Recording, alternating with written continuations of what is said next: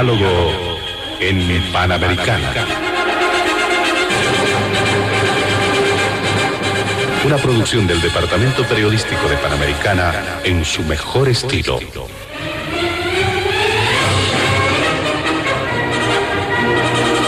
Entrevistas exclusivas sobre temas que crean expectativa general. Diálogo en Panamericana.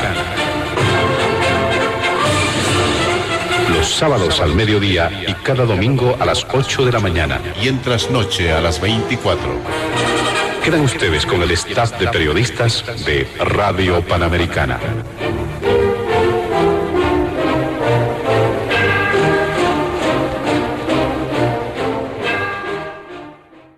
¿Cómo están, amigos de todo el país? Bienvenidos a Diálogo en Panamericana. En esta ocasión vamos a realizar el tratamiento de distintos temas noticiosos en nuestro país. El primer punto del programa tiene que ver con el nivel de conflictividad que se ha manifestado. Es posible pueda crecer, pueda generar mayor convulsión, y ello tiene también algunas motivaciones. Se ha mencionado medidas de protesta que son totalmente legítimas, sobre todo cuando se habla del tema económico, pero también se ha manifestado que habría intenciones políticas detrás de las medidas de presión. Hay denuncias de desestabilización al gobierno del presidente Luis Arce Catacora a través de algunos pedidos, planteamientos que ya han surgido también sobre su renuncia al cargo. Pero habrá que establecer en este primer punto cuáles son las causas de este nivel de conflictividad que podría profundizarse en el país y cuáles serían las consecuencias, los efectos que puede plantear hacia adelante. Este es el primer punto en el programa.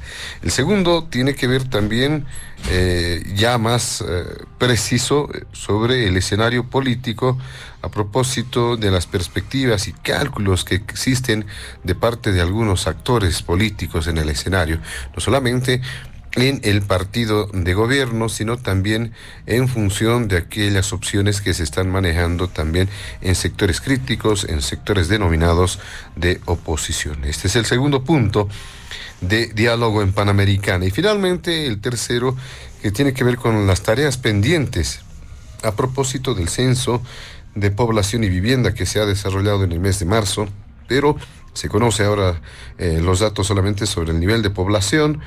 Esto tendrá que tener o traer consigo tareas posteriores, tareas pendientes que se debe registrar a nivel de la institucionalidad del Estado tras conocerse el nivel de población en nuestro país. Estos tres puntos están en la agenda de Diálogo en Panamericana.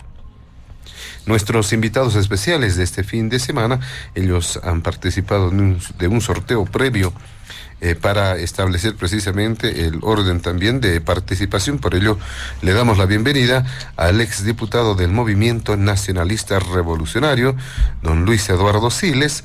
Está también junto a nosotros el periodista, el analista, exministro de Gobierno, don Hugo Moldis, y finalmente el abogado constitucionalista William Vascopé. Junto a ellos estaremos desarrollando la agenda de Diálogo en Panamericana este fin de semana. Empezamos con usted, don Luis Eduardo Siles, pero antes una recomendación a nuestros amables invitados de este fin de semana. Evitar emitir cualquier criterio que sea considerado de racismo o discriminación en el marco de las normas vigentes en nuestro país. Tiene la palabra don Luis Eduardo Siles a propósito del primer punto del programa. ¿Cuál es su evaluación? Adelante, bienvenido. Bueno, muchas gracias, José Luis. Un saludo muy cordial para usted, para toda la audiencia de Panamericana, y obviamente para don Hugo Moldis, don William Vascopé, aquí presentes alrededor de esta mesa para debatir los temas que usted ha puesto sobre la agenda. Yo creo que es una constante en nuestra historia que cuando hay problemas económicos o de otra naturaleza, los ánimos se van caldeando. Es un proceso y este es un patrón que puede tener consecuencias impredecibles. Esto se dio desde los hechos que precedieron a la Revolución del 52, hasta el año 78, cuando una huelga de mujeres mineras empezó un proceso que acabó con la renuncia de Banzer, en la época del UDP, en la época del 21060, se volvió a dar el 2003, el 2018. Y ahora creo que estamos en un proceso similar, de acuerdo a este patrón, a esta costumbre sociológica e histórica que tenemos de ir canalizando nuestras frustraciones y de enfrentarnos a los que consideramos responsables de esta situación. Obviamente que hay muchos problemas, se siente un ambiente de tensión en el país, y esto tiene su origen en problemas que están claramente establecidos, ¿cierto? En primer lugar, hay una crisis económica, es decir, esto ya es indisimulable, hay un proceso inflacionario, porque la economía que estuvo impulsada por los altos precios de los recursos naturales ha caído en lo que podríamos denominar un estancamiento. Y lo más explícito de ese estancamiento es que no hay divisas, no hay dólares, y no hay combustibles. Por lo tanto, todos los bolivianos que en la inmensa economía informal que este modelo ha creado necesitan dólares para traer mercaderías o para traer insumos y producir cosas aquí, no tienen dólares, están sin empleo porque les cuesta mucho producir. Y todos los que necesitan combustibles, que somos todos, ¿cierto? También los que necesitan combustibles para producir también están en problemas porque hay intermitentemente la provisión, la oferta de combustibles. Hay también un debilitamiento institucional generalizado, ¿no es cierto? Es decir, el gobierno ya creo que ha renunciado a la idea, por ejemplo, de reformar la justicia, de despolitizar las instituciones. Ya ha levantado las manos y persevera nomás en una politización exacerbada de la justicia, y ni siquiera ya se habla de que tenemos que mejorar la justicia, pese a que cada día vemos barbaridades que tiene que padecer la gente a consecuencia de la justicia. Hay lo que podríamos denominar una pésima gestión pública, ¿no es cierto? O sea, vemos la tiktokización de la gestión pública, ministros bailando, otros haciendo afirmaciones descabelladas y provocadoras y insolentes en algún caso, cuando por ejemplo el señor viceministro Torrico un poco se hace la burla de la pobreza, no un poco, se hace la burla de la pobreza de la gente. Si vayan a comprar dólares a 15, si quieren comprar problemas de ustedes, etcétera, etcétera, o cuando nos dicen el censo tiene alguna relación con que una diputada no tiene hijos. En estas circunstancias esto ya es insolente, es temerario, es hacerse la burla de la gente. Y esto es el reflejo de la mala gestión pública. Y por último, hay un conflicto interno en el partido oficialista que obviamente también trae problemas para el propio partido y para toda la economía del país. Son 19 años que básicamente la misma gente está en el poder. Entonces, lógicamente, los resultados, la cosecha, es pues muy amarga, ¿no es cierto? Todos alguna vez hemos ido a participar de la fiesta que consiste en cosechar papa u otro producto.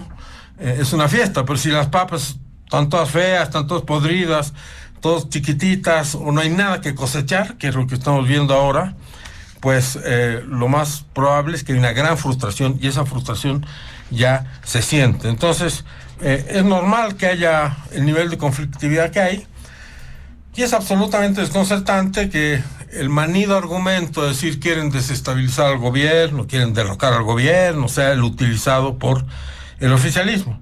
Lamentablemente, desde la perspectiva de ellos, ya no tienen otra respuesta, otra solución, porque ya no tienen nada que ofrecer a este país, salvo argumentos como los que hemos escuchado, comportamientos como el de un ministro bailando en un entretecho, arrestar a las vendedoras de tomates, militarizar las estaciones de gasolina, enfrentamientos entre ponchos rojos de un lado, ponchos rojos del otro, tomar la sede de derechos humanos. Esas son las respuestas que hasta ahora ha mostrado el gobierno. Entonces, bueno, esta conflictividad es normal porque es producto del resultado económico y del proceso de desinstitucionalización que estamos viviendo, de la mala gestión pública, del conflicto interno en el MAS, de la mala gestión política.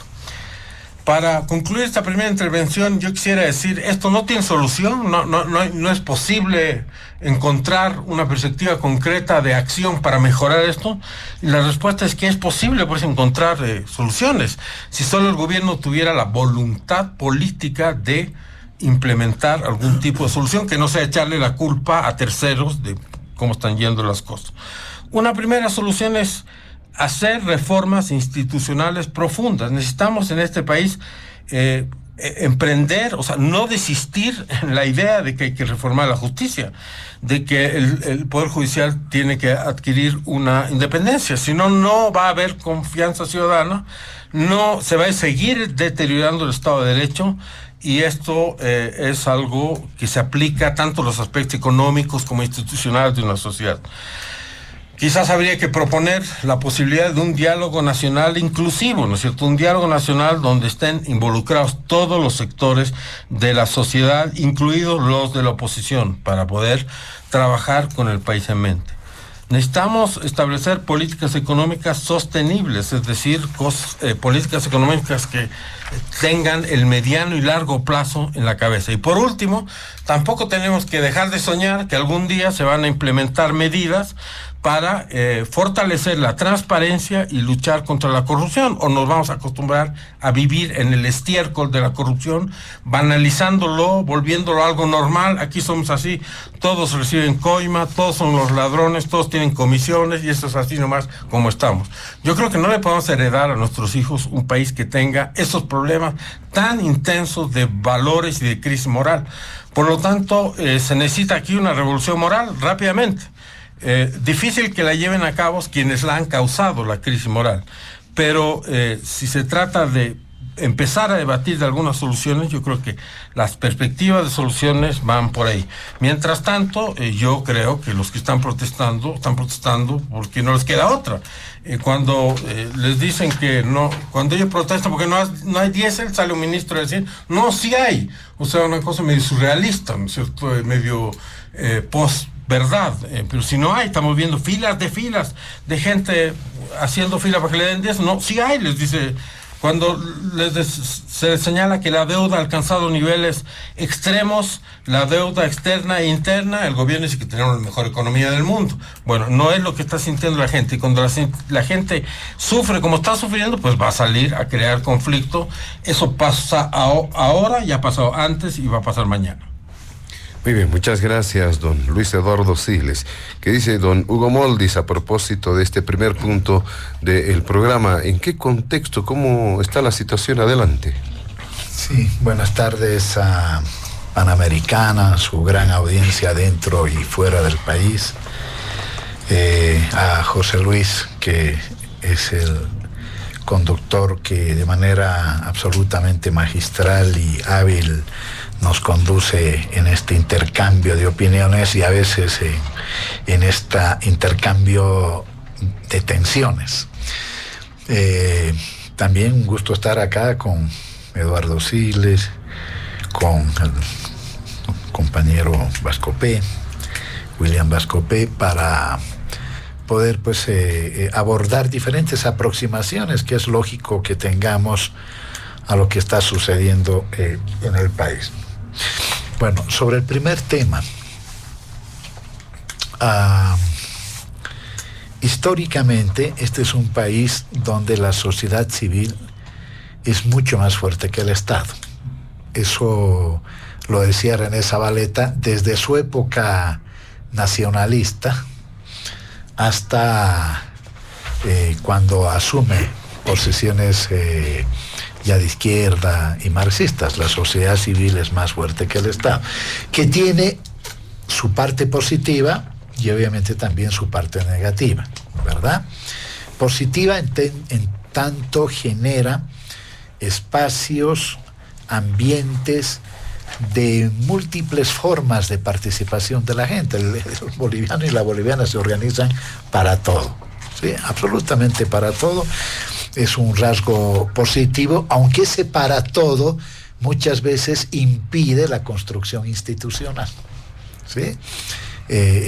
Independientemente de cualquiera sea el gobierno, ¿sí? Precisamente porque la sociedad civil es más fuerte que el Estado. Y cuando hablamos de Estado estamos hablando también de, como es lógico, estamos hablando de instituciones, ¿no? Este es un primer elemento que me parece central resaltarlos para no tratar de tergiversar o desvirtuar lo que está sucediendo hoy día. Lo segundo, por lo tanto, la conflictividad es permanente. Son los niveles de conflictividad los que ciertamente diferencian a unas coyunturas de otras, ¿verdad? Entonces, a esa tendencia de la sociedad boliviana a la participación, al protagonismo, pero también a la conflictividad, ¿no? Es que podemos ver que hoy estamos enfrentando básicamente, yo diría, dos causas fundamentales, digo, aparte de la estructural que acabo de manifestar. Por un lado, tenemos a la intencionalidad política de muchos actores. Y segundo, a las dificultades económicas que evidentemente existen y que se traducen en problemas de abastecimiento, los problemas que tienen relación con el dólar, incluso en el incremento de precios de los productos que se importan, aunque han terminado arrastrando también algunos productos que se producen dentro del país. ¿Por qué hago ahí sí esta jerarquización deliberada? Porque la política, decía Lenin, es la economía concentrada.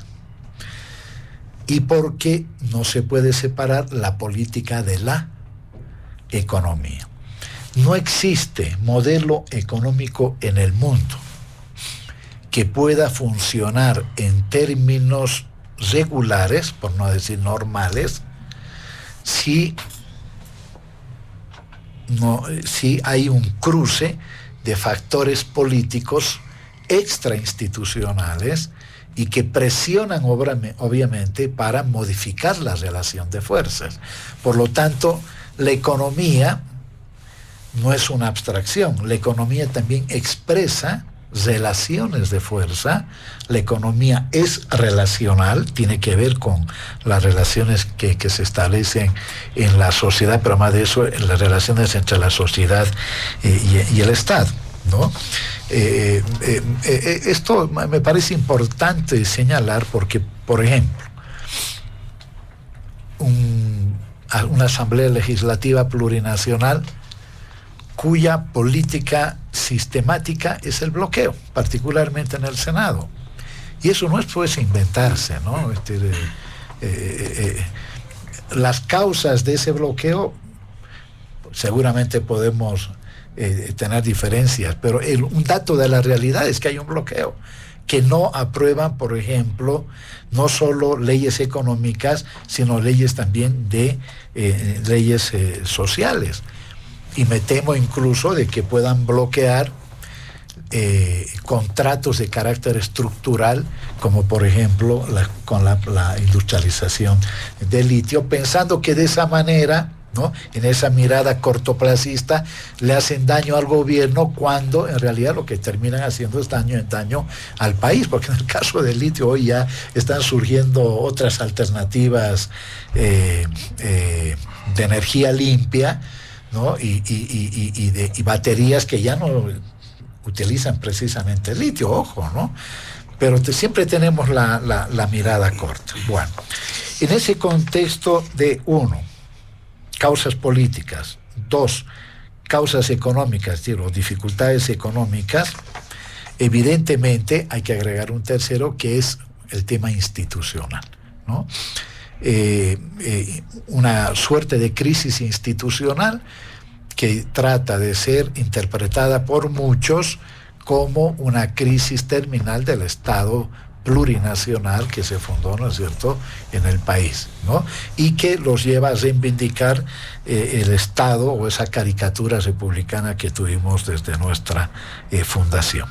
Ahora bien, específicamente en la actual coyuntura, vamos a ver una de largo aliento y otra de corto aliento. La de largo aliento, desde que entró el presidente Arce, ha enfrentado, yo diría, dos factores adversos que se han ido modificando o a veces combinando en diversas coyunturas. Por un lado, la desestabilización o estrategia de desgaste permanente, ¿sí? Que eso se llama en la escuela político-militar, los estudiosos de la geopolítica, en fin, la guerra híbrida. Y la segunda ha sido el riesgo permanente de que esta desestabilización permanente genere el acortamiento de mandato del presidente Arce, ¿no? Por lo tanto, en el primer caso estamos hablando de tácticas más o menos democráticas institucionales, pero cuyo objetivo es el desgaste. Y en el segundo caso, acortamiento de mandato, estamos hablando principalmente de métodos no institucionales y no democráticos, porque fíjense que democrático es, por ejemplo, el revocatorio de mandato, pero eso no lo plantearon ni antes que establece el plazo constitucional, ni mucho menos después. Por lo tanto, implica eso el uso de tácticas y de métodos no democráticos, no institucionales. En la actual coyuntura, hay que escucharlo y leerlo a Camacho, y hay que escucharlo, ¿no es cierto?, al expresidente Evo Morales en su ampliado el otro día en Villa Tonari, ¿no?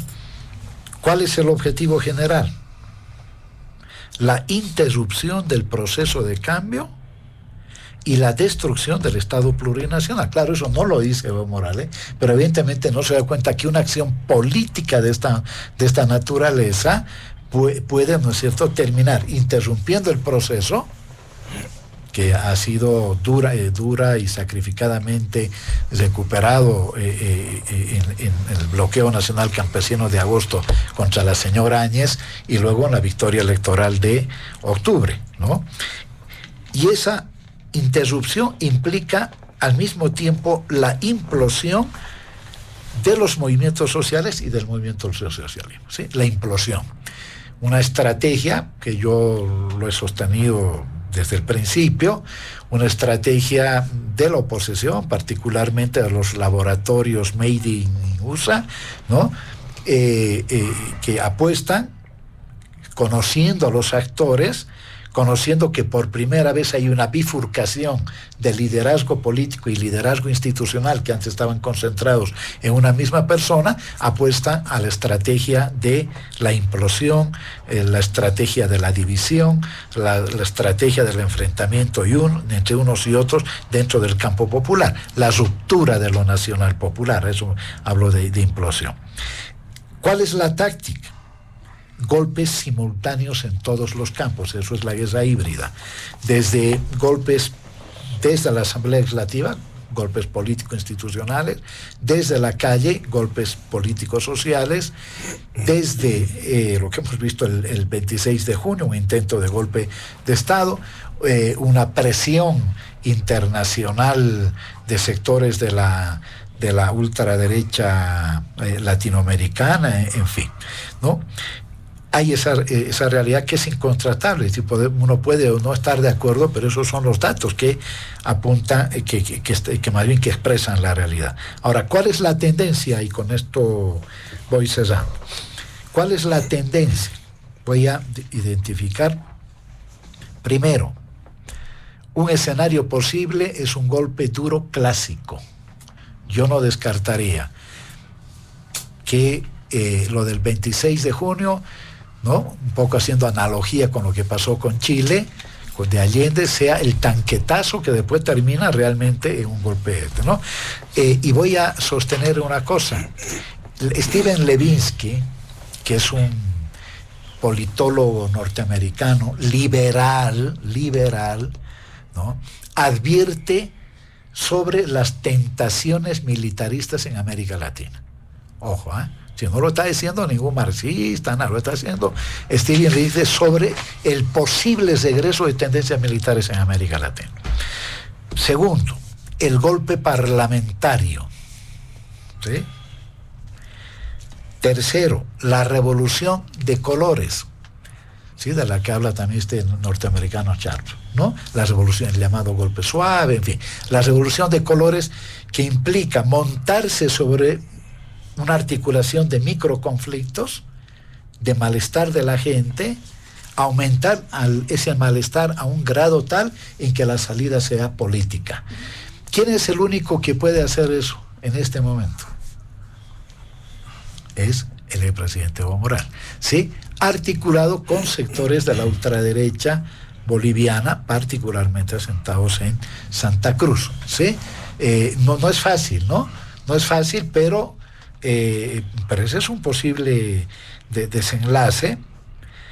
El cuarto es, ¿no es cierto?, presionar de tal manera en la que se produzca una renuncia y adelanto de elecciones, similar a lo que pasó durante el doctor Siles Suazo. Por lo tanto, estamos en una coyuntura, yo diría septiembre y octubre, ¿sí?, que es la decisiva. Porque después de octubre, todo va a ser ya preparativos para la campaña electoral y las elecciones de agosto del año 2025. Pero todo puede pasar entre septiembre y octubre, y me he permitido establecer algunos escenarios de desenlace y de confrontación política, ideológica y social. Muy bien, muchas gracias, don Hugo Moldis. ¿Qué dice, doctor Vascopegui, en este primer punto del programa? ¿Cuál es la evaluación que tiene a propósito de lo que está ocurriendo con este nivel de conflictividad? Adelante, bienvenido. Gracias, José Luis, amigos de Panamericana, un gusto estar con ustedes nuevamente. Saludo al licenciado Siles, Luis Eduardo Siles, un ex diputado del MNR, militante de convicción de las buenas épocas de lo que fue el MNR en su momento. Un placer estar con él. También con Hugo Moldis, exministro de gobierno, militante de lo que es el movimiento al socialismo, lo que se llamó el proceso de cambio. Es un gusto siempre estar debatiendo estos temas políticos. Y bueno, digo, es un gusto estar acá en mesa porque la verdad, uno cuando ve venir conflictos no quisiera volver a revivir algunas cosas que dolorosamente el pueblo boliviano los ha vivido.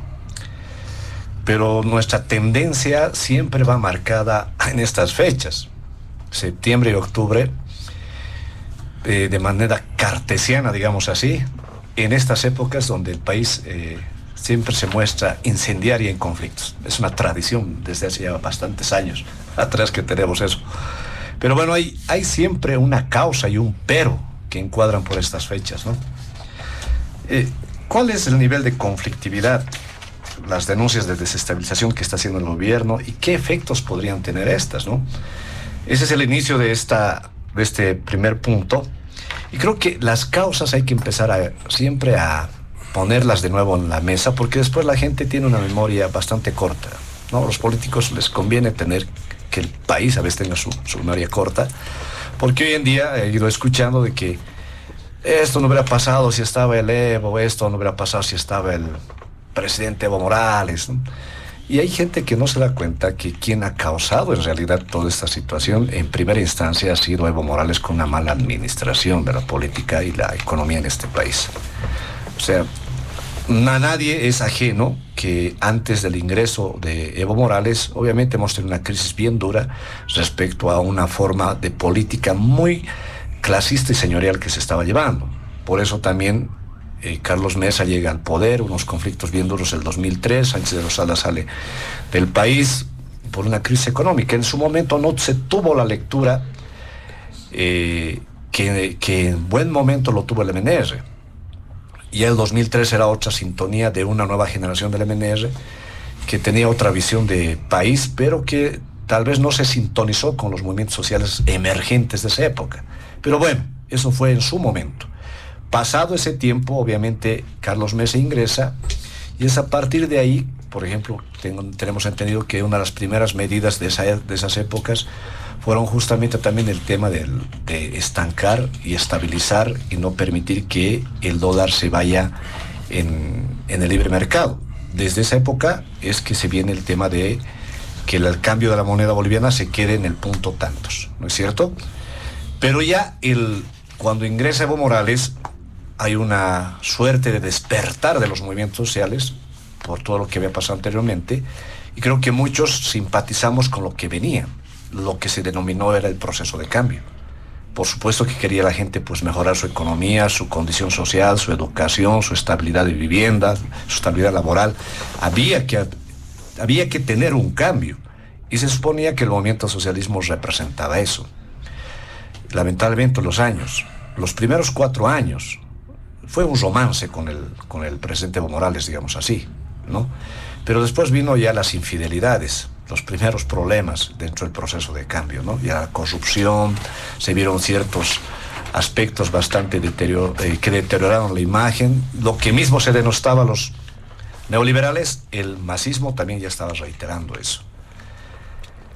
Y ahí tenemos los casos de corrupción, ¿no? Ahí tenemos el caso de las barcazas chinas que se descubrieron, tenemos el tema de los elefantes blancos, como el Museo de Orinoca. Imagínense, eso creo que nos costó 7 millones, 8 millones de dólares a los bolivianos, esa construcción de Orinoca, semejante infraestructura. El aeropuerto internacional del Chapare, yo no entiendo cómo han hecho un aeropuerto internacional en el Chapare cuando no hay vuelos internacionales a tal lugar.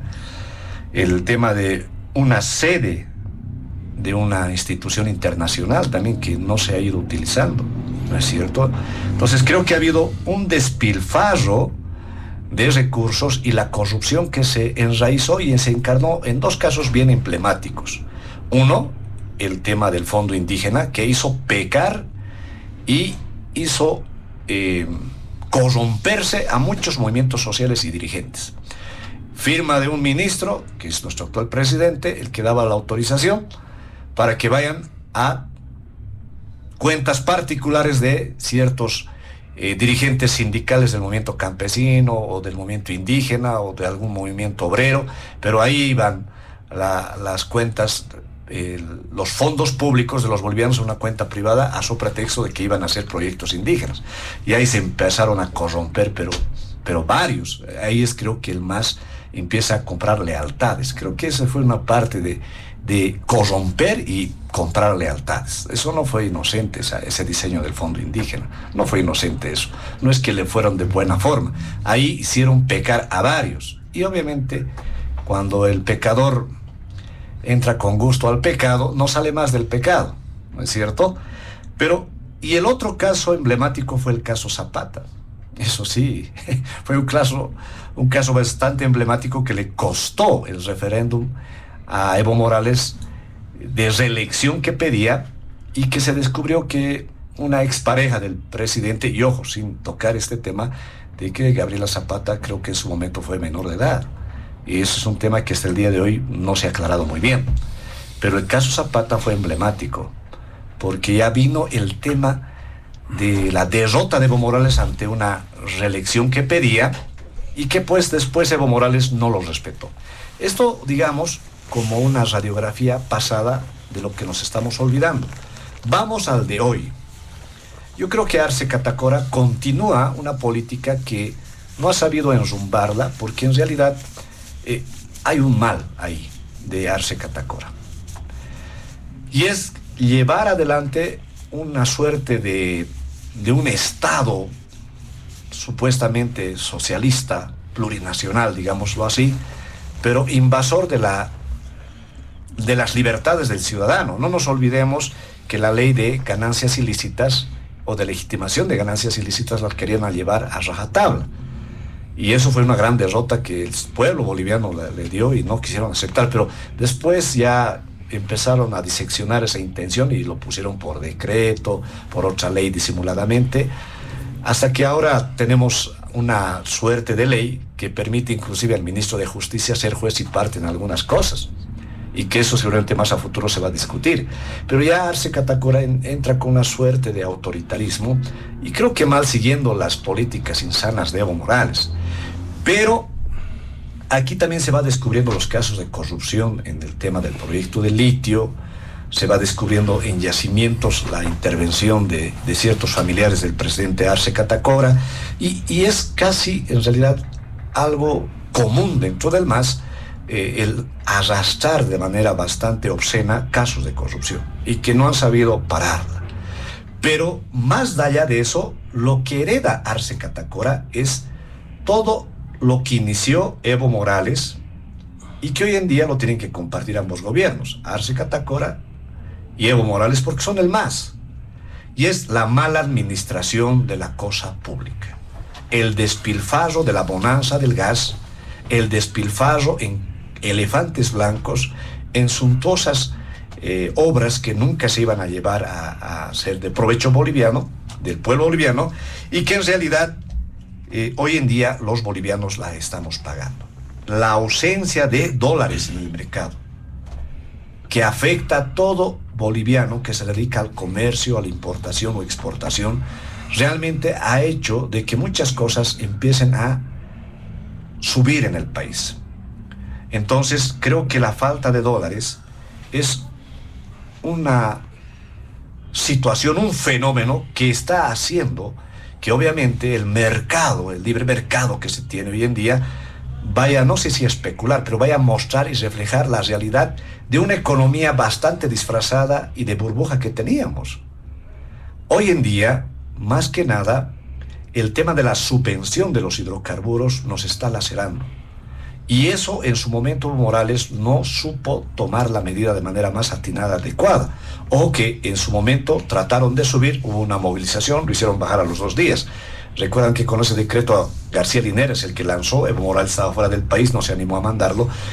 Lanzaron como un ensayo, pero el pueblo boliviano se movilizó. Claro, estábamos en plena bonanza, era impensable que un gobierno socialista supuestamente haga eso. Pero bueno, yo creo que Evo Morales no tuvo el tino ni Arce Catacora de explicar esta situación, que no podemos vivir con un dólar estancado cuando el libre mercado y la moneda que más impone en el mundo, como es el dólar, no puede estar estancado a una economía tan reducida y pequeña como es la nuestra.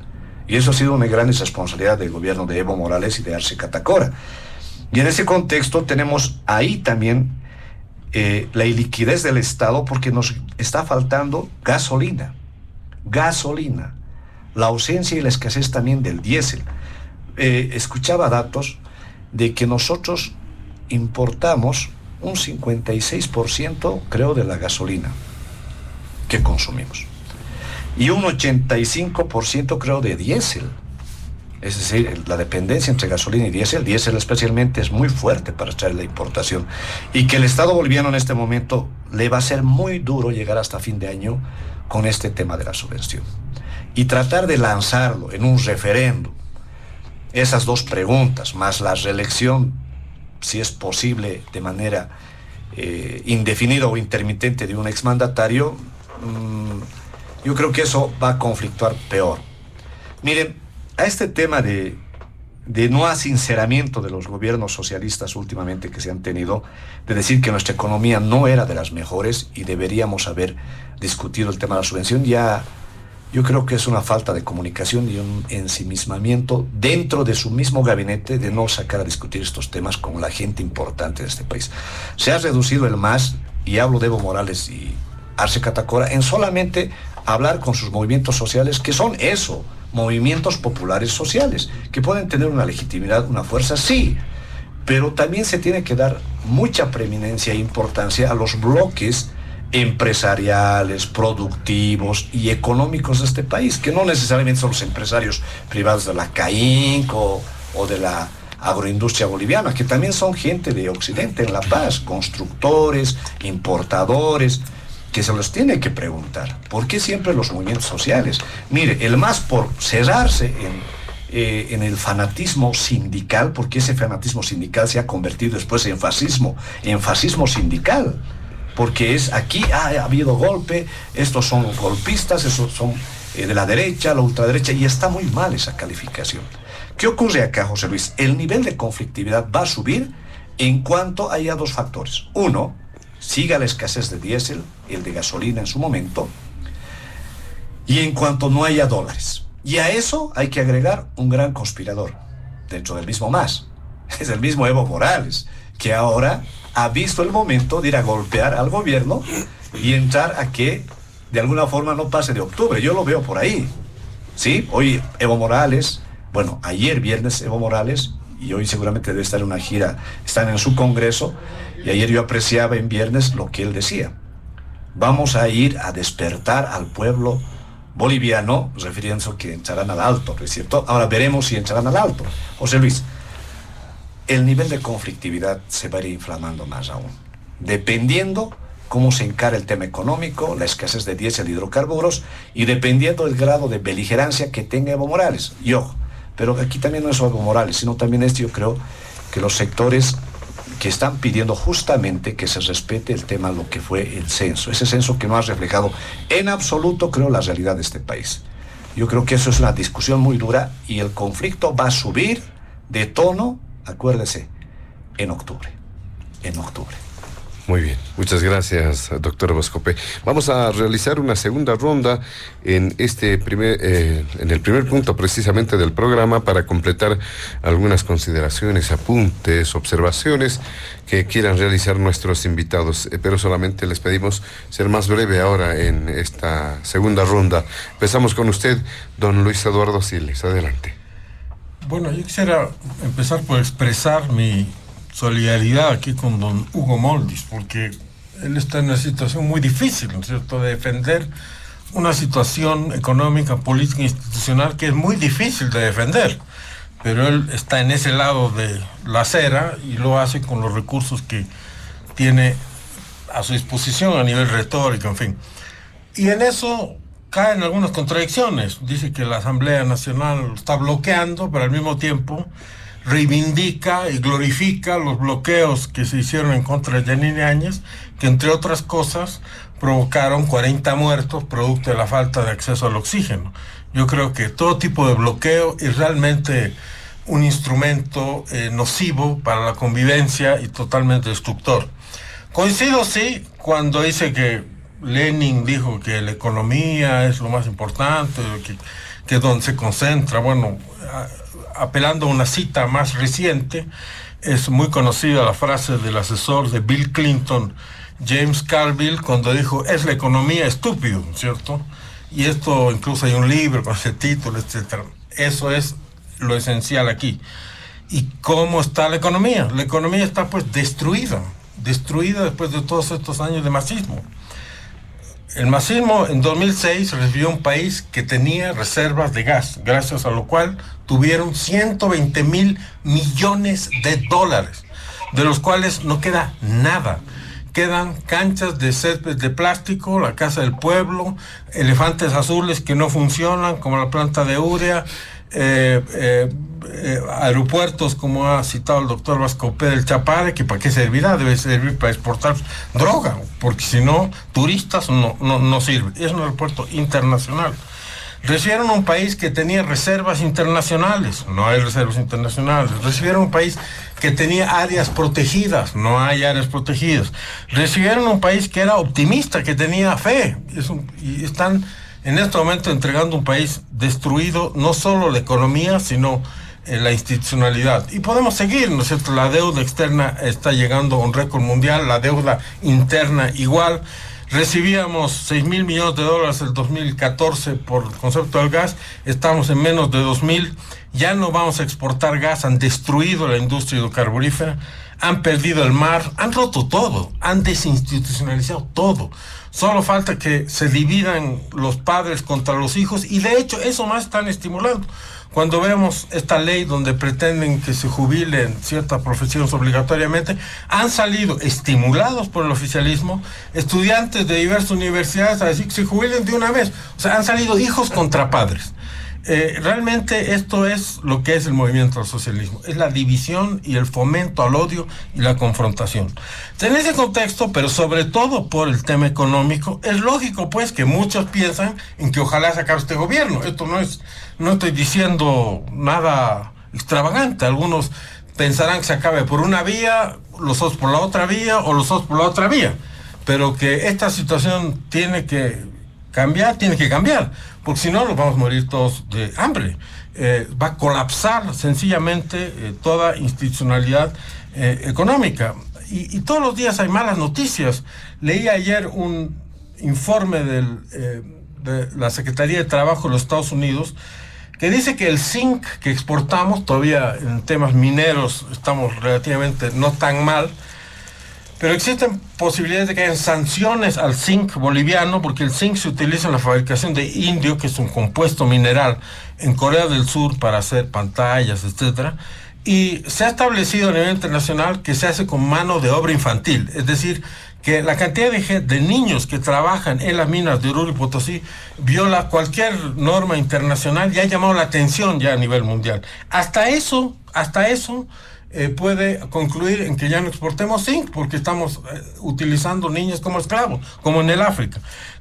¿Qué gobierno de izquierda puede no haber hecho nada en relación a la explotación de los niños pobres? Por Dios. Hasta en eso tenemos problemas y desafíos muy, muy grandes. En resumidas cuentas, aquí nadie quiere acortarle por mezquindad, por egoísmo, simplemente por odio político el mandato al señor Arce. El que le quiere acortar el mandato, sí, es el señor Evo Morales, que viene haciendo eso desde el 2003, que tumbó varios gobiernos constitucionales, después se tumbó él mismo y bueno, quiere seguir yendo por ese camino, que no es un demócrata, solo es un demócrata cuando le beneficia, si no es una persona que va por el lado del golpe, por el lado de la violencia, por el lado del crimen. Pero el otro enemigo y el otro conspirador es por la incapacidad de gobernar de este gobierno, es decir, la falta de resultados concretos para responder a estos desafíos, es decir de que no cambien dólares, consiguen los dólares de otro lado, eso no soluciona los problemas. Si no hay diésel, la gente quiere soluciones. Si los precios están aumentando, la gente quiere soluciones. Y no vemos que hayan soluciones por parte del gobierno. Ese es el que está conspirando contra el gobierno. Y efectivamente, puede pasar, todo puede pasar. En octubre, como lo señalaba el doctor Vascope, puede pasar cualquier cosa, ¿no es cierto? Y hay muchos que quieren que pase cualquier cosa, pero es que no hay respuesta. Lo único que hay como respuesta del gobierno son chistes, son cosas, sarcasmos, no sé. Cuando se cuestiona los resultados del censo, sale un ministro a decir que la diputada no tiene hijos. Eso es un chiste, o sea, por favor. Cuando se buscan respuestas a los temas económicos, se han reunido con los empresarios, en una reunión han establecido 10 puntos de consenso, en la otra 17, y lo que se comprometen a hacer, como por ejemplo permitir que los privados importen diésel, después no lo implementan. Van los privados a tratar de hacer eso y les presentan 150 requisitos burocráticos que hay que cumplir antes ni siquiera concebir importar diésel privadamente. Entonces, hay el caso del señor Iturralde, que tenía el diseño de una forma de producir diésel en base a llantas usadas, se ha ido al Paraguay a hacerlo, porque aquí no se puede hacer. Porque lo primero que uno se encuentra es el burócrata que quiere una coima, que pone una traba, que está ahí para impedir encontrar soluciones. Entonces, insisto, aquí nadie quiere, por crueldad, por sadismo, por odio político, acabar con nadie. Lo que quiere el pueblo boliviano son respuestas a sus problemas, o por lo menos fingir que encuentran respuestas, o sea, intentar responder a los problemas y no tener respuestas que son a veces, francamente, totalmente que insultan al sentido común y al pueblo.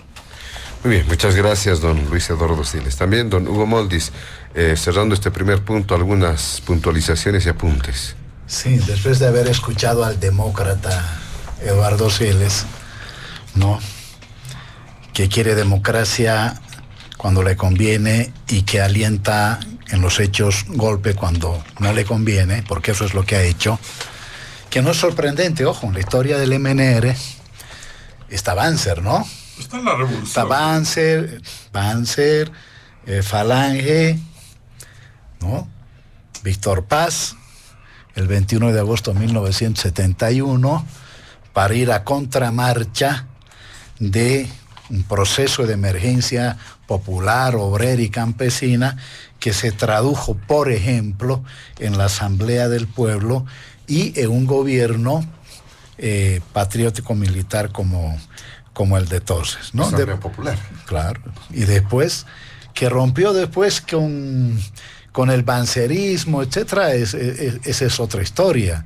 Pero tiene que ver mucho ese MNR que hizo la revolución del 52, que lideró, ¿no? Porque la hicieron las masas, ¿no? Ese MNR terminó siendo el causante de la muerte de muchísima gente, ¿no? Entonces, por eso, interesante escuchar al demócrata Eduardo Siles.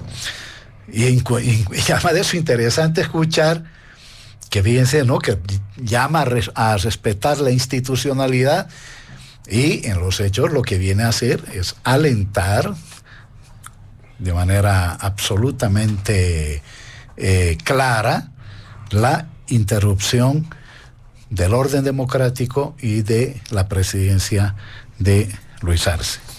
A mí no me sorprende, por supuesto. Segundo, no se puede negar que el proceso de cambio hizo cambios, valga la reiteración, importantes en beneficio de la gente. No se puede negar. ¿Sí? El gran mérito fue durante esos 4 años de los que habla el doctor Vascope, ¿no? Yo diría de ese momento histórico, como le llamo, en que ese gobierno escucha la posición de la gente y lleva adelante la posición de la gente de octubre, ¿sí?, elaborada por las masas, y que el presidente Evo Morales en aquel momento lleva adelante: la nacionalización de los hidrocarburos, la recuperación de las empresas para el Estado, la recuperación de los recursos naturales, el avanzar, muy difícil derogar de la noche a la mañana, ¿no es cierto?, el neoliberalismo, pero se avanzó en esa dirección a partir de darle protagonismo al Estado y de distribuir la riqueza en beneficio de la población a través de diversos métodos, ¿no?, y de diversas maneras. Y ese proceso de cambio, que sigue hasta ahora con todos sus problemas, lo que hace, ¿no es cierto?, es distribuir la riqueza de la manera más justa, más equitativa posible. Ahora, cuando uno habla de economía, ¿no?, o cuando habla de problemas, tiene que identificar las causas. Si no hay causas de corto y de largo plazo, estructurales, coyunturales, lo que está haciendo es politiquería, no está haciendo ciencia. Evidentemente, una de las causas es que no se le prestó la atención suficiente a la exploración de nuevos campos petrolíferos. Y hemos repetido ahí una historia nacional. Normalmente tenemos la tendencia, y deberíamos asumirnos, creo, autocríticamente como país, la tendencia de succionar hasta lo último una fuente de ingresos, una fuente de riqueza, y cuando ya no vamos, cuando eso se va desgastando, ya no hay, recién estamos pensando en otra alternativa, ¿no? Esa es una tendencia más o menos nacional, que va más allá de si uno es de izquierda, derecha, y que debería llevarnos a reflexionar. Ahora, ¿no hay propuestas a la gente? Eso es mentirle a la gente. Eso no es hacer política en serio. El 6 de agosto, el presidente Arce presentó 6 medidas, ¿sí?, y acompañados, además de eso, de un instrumento, que es el tema de los diálogos con los sectores de la economía y de la producción, que se están llevando adelante y que yo creo que han sido fundamentales para que el dólar no siga trepando. No es que ha resuelto, ojo, pero ha detenido esa tendencia ascendente del dólar, a la que hay que añadir cierta especulación de algunos sectores hegemónicos en el país. El hecho de haber creado 2 gasolinas distintas a la especial, también creo que es una buena medida, que lo que hay que hacer es que se profundice, ¿sí? Y hay que hacer que se profundice porque por un lado está la subvención para la gasolina especial, que debería ser para el sector de transporte público, y para el sector, para los que tienen vehículos particulares, los otros 2 tipos de gasolina. Pero bueno, hay esas 6 medidas. Decir que el 6 de agosto no se le planteó al país absolutamente nada, nada y que tenemos un gobierno y un presidente perdido, qué sé yo, en la disputa ahí interna. Creo que es no mirar el conjunto el escenario en el que nos estamos desarrollando. Después nos referiremos a eso en el segundo punto, ¿verdad? En síntesis, me alegra escuchar de parte del demócrata Eduardo Siles lo que estamos empezando a percibir en la calle, ¿sí? De actores políticos que con el argumento de que hay malestar ha habido también y mayor y multiplicado por 100. Cuando Víctor Paz echó a la gente, a más de 30,000 trabajadores mineros, cuando relocalizó a miles y miles de trabajadores, cuando durante 20 años el neoliberalismo no aumentó un solo centavo al salario de la gente, y cuando permitió que la mayor parte de la riqueza de este país se fuera en beneficio de las transnacionales. Nadie está en contra de la inversión privada, nacional o extranjera, pero ciertamente la ecuación es que la mayor cantidad de la riqueza y las utilidades generadas, etcétera, deberían quedarse como se quedan en el país y no irse del país, que es lo que pasó durante 20 años de neoliberalismo. Vamos a entrar en una coyuntura decisiva. Ahí se van a conocer a los actores si de verdad están o no por la democracia, por la institucionalidad, o, ¿no es cierto?, están por una salida golpista que tiene viejos actores, pero también nuevos por lo visto. Muy bien, gracias, don Hugo Moldis. ¿Qué dice, para ir cerrando también este primer punto, el doctor William Vascope? Adelante con sus puntualizaciones. A ver, lo siguiente. Yo creo que en esta situación vamos a tener por lo menos varios afectados con esta crisis, pero vayamos primero al primer afectado. El primer afectado es el ciudadano boliviano. Prefiero hablar más de ciudadano boliviano que del pueblo, porque a veces todos se autodenominan el pueblo, los más o los menos, y no damos virtud a lo que es el ciudadano. Miren, en esta situación donde la economía está muy dura, donde ya la falta de empleo es más que evidente allá afuera, la falta de dólares está lacerando a los importadores y exportadores. Y miren este fenómeno. Hace tiempo ya se ha ido escuchando que varios inversores bolivianos, empresarios bolivianos, y cuando hablo de empresarios bolivianos, a veces el común de la gente se imagina a un tipo de ciudadano de clase media alta, ¿no? Y no, hay empresarios aymaras, quechuas, de buen dinero que han ostentado y con su esfuerzo su dinerito, y han hecho, el claro ejemplo es el Alto. Vean los cholets o las fraternidades de Morena, es gente que se ha ganado peso a peso su dinero, sea por donde hayan producido, pero mucha de esa gente que en un principio fueron a Santa Cruz, invirtieron en Santa Cruz, muchos de esos, José Luis, se han empezado a ir a dos lugares, por la inestabilidad económica de este país, la inseguridad jurídica. Uno, o es a Brasil, o es con más preeminencia al Paraguay. Y es lo que decía el licenciado Siles. Por ejemplo, ese empresario que vino y dijo que hagamos de cosas recicladas el diésel, se tuvo que ir allá, no tuvo un apoyo o un sonido de voz de solidaridad acá. Y es que lamentablemente hemos pecado de algo, y eso hay que ser sinceros con el pueblo boliviano. Nosotros mismos tenemos que ser sinceros. Hemos dado mucha preeminencia a lo que son los movimientos sociales, que en realidad son ahora un club de pillos sindicalistas. Es eso. O sea, seamos sinceros, las bases sindicales, dense de cuenta quiénes están metidos ahí. Mírense a Huarachi. Huarachi hasta convivió con el gobierno que tanto decían y que denostan que es de Yanine Áñez. Le pidió la prórroga y se le dio la prórroga en el gobierno de Yanine Áñez. Huarachi. Y ahora Huarachi últimamente salió a decir, queriendo reflexionar al gobierno de Arce Catacora. O sea, ya está pensando saltar del barco. Imagínense el comportamiento tan cobarde de este sujeto.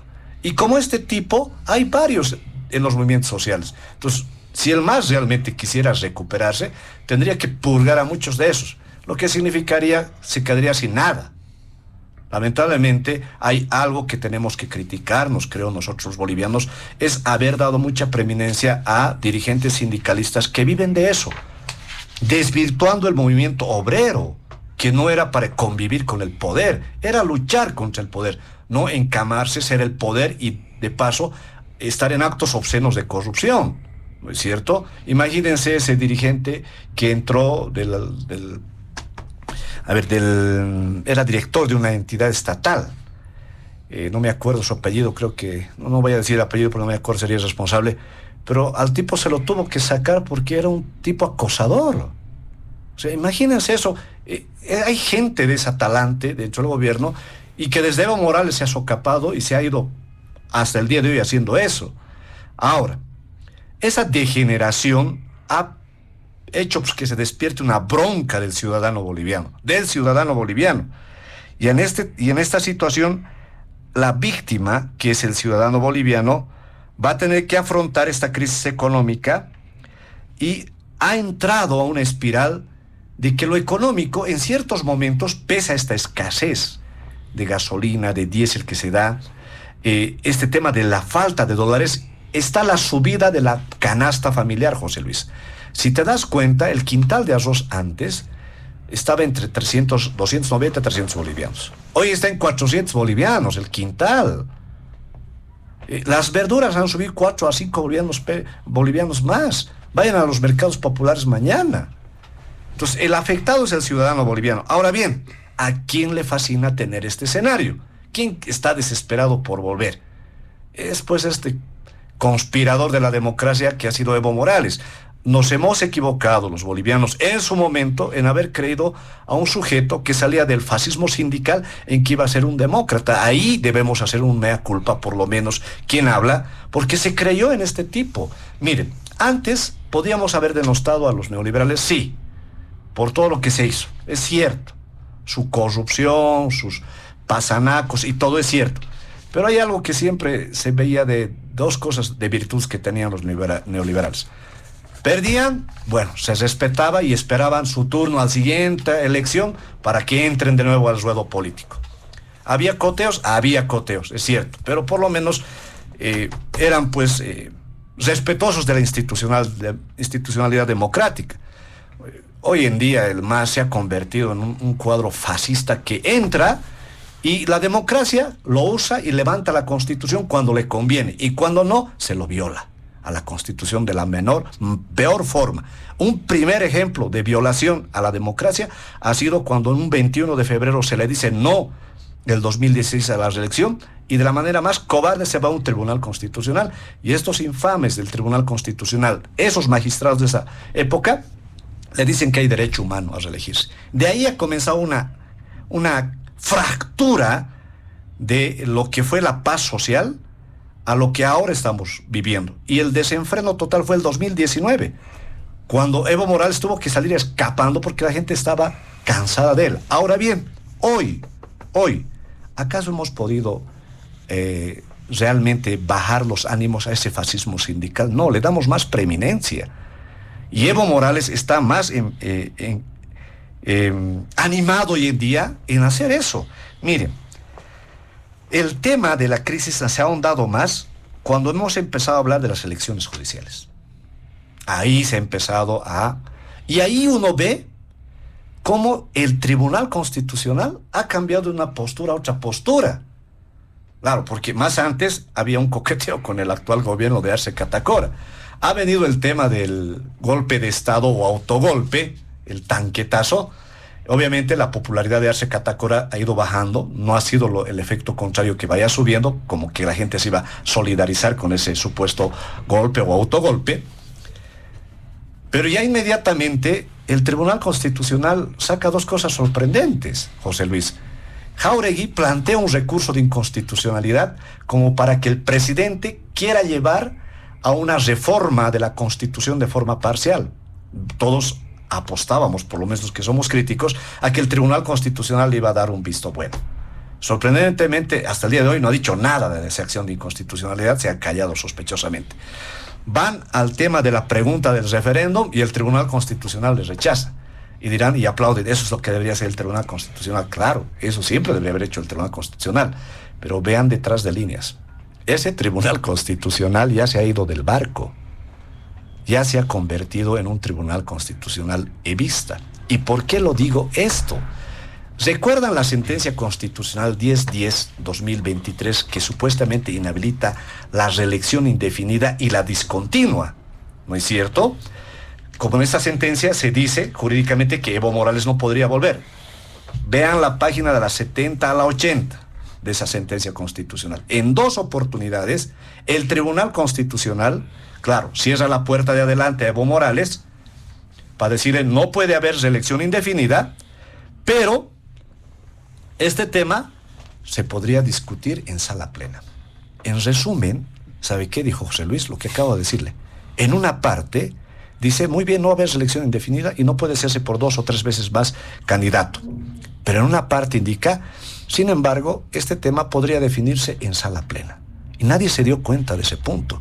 Estos del Tribunal Constitucional se guardaron eso para que obviamente después ahora, como la popularidad de Arce Catacora bajó y la de Evo Morales supuestamente en los movimientos sociales está subiendo, es para decirle, jefe, mira, te aguardamos. Señores, la desinstitucionalidad de este país comenzó a partir de que dijeron es derecho humano reelegirse. Ese Tribunal Constitucional es un peligro en este país y creo que la víctima va a ser el ciudadano boliviano. Muy bien, muchas gracias, doctor Vascope. Bueno, ya se han notado algunos elementos que están de alguna forma ya dando la perspectiva, pues, de ingreso al segundo punto, que tiene que ver precisamente con el escenario político, las perspectivas, los cálculos que existen de parte de algunos actores, no solamente en el partido de gobierno, con sus facciones, sino también en quizás sectores contrarios, críticos, de oposición o que se quieren convertir en opciones electorales. Sobre este segundo punto, tiene la palabra, le damos la palabra ahora al exdiputado, don Luis Eduardo Siles. Adelante. Brevemente, estimado José Luis, algunas puntualizaciones. En primer lugar, este programa está grabado, por suerte, y por lo tanto, el día de mañana va a ser escuchado nuevamente. Repite, claro. Exacto. Entonces, ahí se va a ver si yo llamé, como dice Hugo, a la insurrección armada, no sé qué historias. Yo no he alentado absolutamente nada. Lo único que estoy diciendo, volviéndome el portavoz de el hastío, el cansancio de la gente ante la falta de respuestas. Es incluso una explicitación de la alarmante desconexión con la realidad que parece tener el gobierno. O sea, no se dan cuenta de lo que está pasando. Y lo que yo he dicho es que predeciblemente, de acuerdo a nuestra historia, se puede armar muchas cosas. Y esto es de interés del gobierno verlo, porque si no lo ven, como en 2019, no sé si van a ir a poder a refugiarse en las embajadas, o si va a pasar como en Ecuador, que lo van a sacar de las embajadas. La gente está cansada, la frustración es grande y las respuestas son mentira tras mentira tras mentira. Y la gente quiere soluciones. Entre paréntesis, alterar el orden democrático ha sido prorrogar a los magistrados, arrestar a los activistas de derechos humanos, la posición de Bolivia sobre Venezuela, en fin, todos esos son alteraciones del orden democrático. En todo caso, de lo que se trata aquí, si vamos a hablar de las causas de la crisis económica, es pues la hipertrofia del Estado Nacional, ¿no es cierto? 530,000 empleados hay que pagar todos los meses.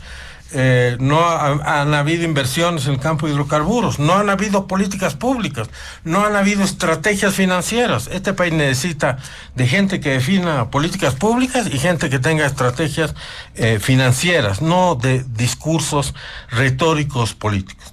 En todo caso, yendo ya al segundo punto, el escenario político en lo que se refiere al MAS, lo hemos analizado ampliamente y en profundidad en este primer punto, esta polarización entre el señor Arce, que tengo entendido yo fue escogido en su momento por el señor Morales, y la posterior desinteligencia o distanciamiento entre ambos es la que tiene a este país en vilo, ¿no es cierto? Y cansado también, y podrido también, porque finalmente no encuentran mecanismos democráticos para solucionar sus diferencias. si encontrar mecanismos democráticos y pacíficos, bueno, el país podría estar liberado de la presión que significa el señor Morales amenazando con bloquear, con dejar a las ciudades sin comida, con ejercer violencia, con ir a presionar al Tribunal Electoral. ¿Qué clase de democracia puede ser donde hay gente que va y amenaza con linchar a los del Tribunal Electoral si no fallan como ellos quieren? O a los magistrados de determinado tribunal. Ese es el masismo, eso es lo que han construido y ahora están siendo víctimas de esa propia forma de hacer las cosas, porque este monstruo que han creado se los está comiendo vivos a ellos mismos, tanto arcistas como a evistas. En lo que se refiere a la oposición, yo creo que hoy en día hay dos realidades. En primer lugar están los políticos tradicionales que han estado presentes con mayor o menor grado de funcionalidad en relación al MAS estos últimos 20 años, pero que finalmente ahí están con diferentes características, ¿no es cierto? A mí no me gusta meter a todos en un mismo saco, ni los masistas ni los opositores. Cada uno de estos partidos y políticos tradicionales tiene diferentes características, oscuridades y luces probablemente, pero hasta ahora en estos 20 años, Carlos Mesa, Samuel de Medina, los partidos tradicionales, o el mismo Fernando Camacho, no han logrado, digamos, consolidar la derrota de lo que quieren derrotar, que es el movimiento al socialismo. Y por otro lado, tenemos la emergencia de algunos nuevos actores, están estos grupos de internet, digamos, que son personas que crean plataformas y en base a eso quieren estructurar un discurso político, que no son ni un medio de comunicación ni un partido político, ¿no es cierto? Son jóvenes, algunos de ellos y otros no tan jóvenes, con mucho entusiasmo, a veces proliferan más en insultos, en descalificaciones, que en propuestas propiamente políticas, y creen que porque Milei ganó una campaña utilizando adjetivos poco usuales como los que él utilizaba, bueno, si ellos hacen lo mismo, entonces van a llegar a ser Milei. Y lamentablemente la vida y la realidad política de nuestro país es más complicada que eso, ¿no es cierto? Entonces, nosotros no somos Argentina, ni somos Venezuela, ni somos Cuba, gracias a Dios. Entonces, aquí hay estas dos realidades en el seno de la oposición. Yo creo que hay mucho que por decantarse de aquí a las elecciones. Se ha utilizado el discurso de la unidad también como un atrapabobos, ¿no es cierto? Porque en los países donde se ha derrotado el castrochavismo, por ejemplo la Argentina de Milei, no es alrededor de decir, únanse todos alrededor mío, que se ha logrado derrotar al castrochavismo expresado por su matiz kirchnerista, sino porque se ha presentado un candidato con una personalidad, una propuesta y una visión concreta de la cual está convencido, que convenció al electorado. Es alrededor de eso que se ha logrado victorias. Y en los otros países donde se ha apelado a la gran unidad, como en México, por ejemplo, al final han acabado derrotados, y en otros, como en Venezuela, se ha apelado a la unidad, pero el fascismo del señor Maduro ha impedido que la que podía candidate, y no solo eso, sino que el que ganó abrumadoramente las elecciones ahora están amenazando con meterlo preso. Entonces, esos son los amigos, además del masismo, ¿no es cierto? Para nadie es desconocido que esta destrucción de Bolivia desde el 2006 se ha hecho con el apoyo financiero, logístico y con la estrategia definida en Venezuela y definida en Cuba. Y eso es lo que vemos hoy, está pasando en Venezuela, es que la que gana las elecciones, el que perdió abrumadoramente, la quiere meter presa. Esa es la concepción de la democracia que tienen algunos. Esto dicho, yo espero que el debate que tenga lugar alrededor de las elecciones tenga como motivo de discusión los temas que le preocupan a los bolivianos y las respuestas que los bolivianos necesitan, las diferentes opciones que se pueden plantear ante ellos para solucionar los problemas. Necesitamos en este país una transformación estructural. Ya no puede haber más titubeos. Aquí necesitamos realmente una revolución, un 21060, que cambie todo lo que se ha hecho en estos 20 años. Y espero que existan las condiciones dadas para hacer eso en los próximos meses, después de que en las elecciones se cambie a quienes han gobernado durante 20 años. Después de 20 años, este es el resultado. El pueblo boliviano quiere otra cosa. Muy bien, muchas gracias, don Luis Eduardo Siles, que dice Hugo Moldis en este segundo punto del programa, ya dando cuenta específicamente a los protagonistas, al escenario político que se evidencia, que se presenta en el país. Adelante. Sí, a ver,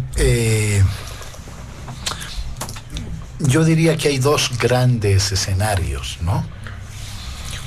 El primero es dentro de la institucionalidad, y el segundo es fuera de la institucionalidad democrática. En el primero, si más allá de los niveles de conflictividad, que reiteremos son de tendencia estructural en el país, pero que ciertamente hoy encuentran algunos elementos coyunturales que le permitan elevar su intensidad, más allá de ese reconocimiento, dentro de la institucionalidad vamos a tener elecciones judiciales el 1 de diciembre, que yo creo como una característica que no sé si el doctor Vascope está de acuerdo. Yo creo que sí ahora va a haber una participación mayor a las dos elecciones pasadas, ¿sí? Que creo que la sociedad, la población, los movimientos sociales, los ciudadanos, y me alegra esa precisión del doctor Vascope, no todos somos movimientos sociales, ¿no? Como no todos solamente somos individuos o ciudadanos desde la lógica liberal, ¿no? Somos una combinación de ambas cosas en el país y creo que es bueno reconocerlo. La gente se ha dado cuenta del valor que tiene hoy el tema de elegir a magistrados y a vocales, aunque al mismo tiempo no creo que la gente sea ingenua, y creo que nadie, ni los actores políticos lo son, de creer que una buena elección de magistrados y vocales es necesariamente una reforma de la justicia. Sigue siendo un tema pendiente. Yo creo que una de las cosas pendientes de la revolución boliviana, que nace desde el año 2000 con la guerra del agua, ¿no? Aún antes de ser gobierno, el año 2006, es la reforma de la justicia, la reforma de las Fuerzas Armadas, la reforma de la policía, la reforma de la judicatura, incluso de la propia burocracia, y la propia modificación de algo cuyos orígenes están en el MNR y del que no se quiere hablar. El carácter patrimonialista, prebendal y clientelar tiene pues un origen, ¿no? La revolución del 52. No se modificó esa tendencia. Lo que se fue es adecuando a las coyunturas específicas de cada momento, ¿no? Un movimiento sindical y un movimiento social que le ha aportado mucho al proceso político boliviano, a las tendencias emancipadoras, pero al mismo tiempo que lleva una carga muy pesada, que es ¿no es cierto?, el carácter patrimonialista, prebendal, clientelar, etcétera, etcétera, ¿no? Segundo, el referéndum. Es poco probable, ya no dan plazos, creo, para que pueda ser el 1 de diciembre el referéndum sobre los tres temas planteados por el gobierno. Eran 4, ¿verdad? Que era el tema de los escaños, diésel, gasolina y reelección. El tema de los escaños ha salido de escenario, por lo menos de la propuesta, y si hay referéndum tendremos, ¿no es cierto?, a la legalidad, ¿no es cierto?, la búsqueda de mayor legitimidad. Yo entiendo que eso es en realidad lo que se está buscando a propósito de si se levanta o no se levanta la subvención y de qué manera se la levanta.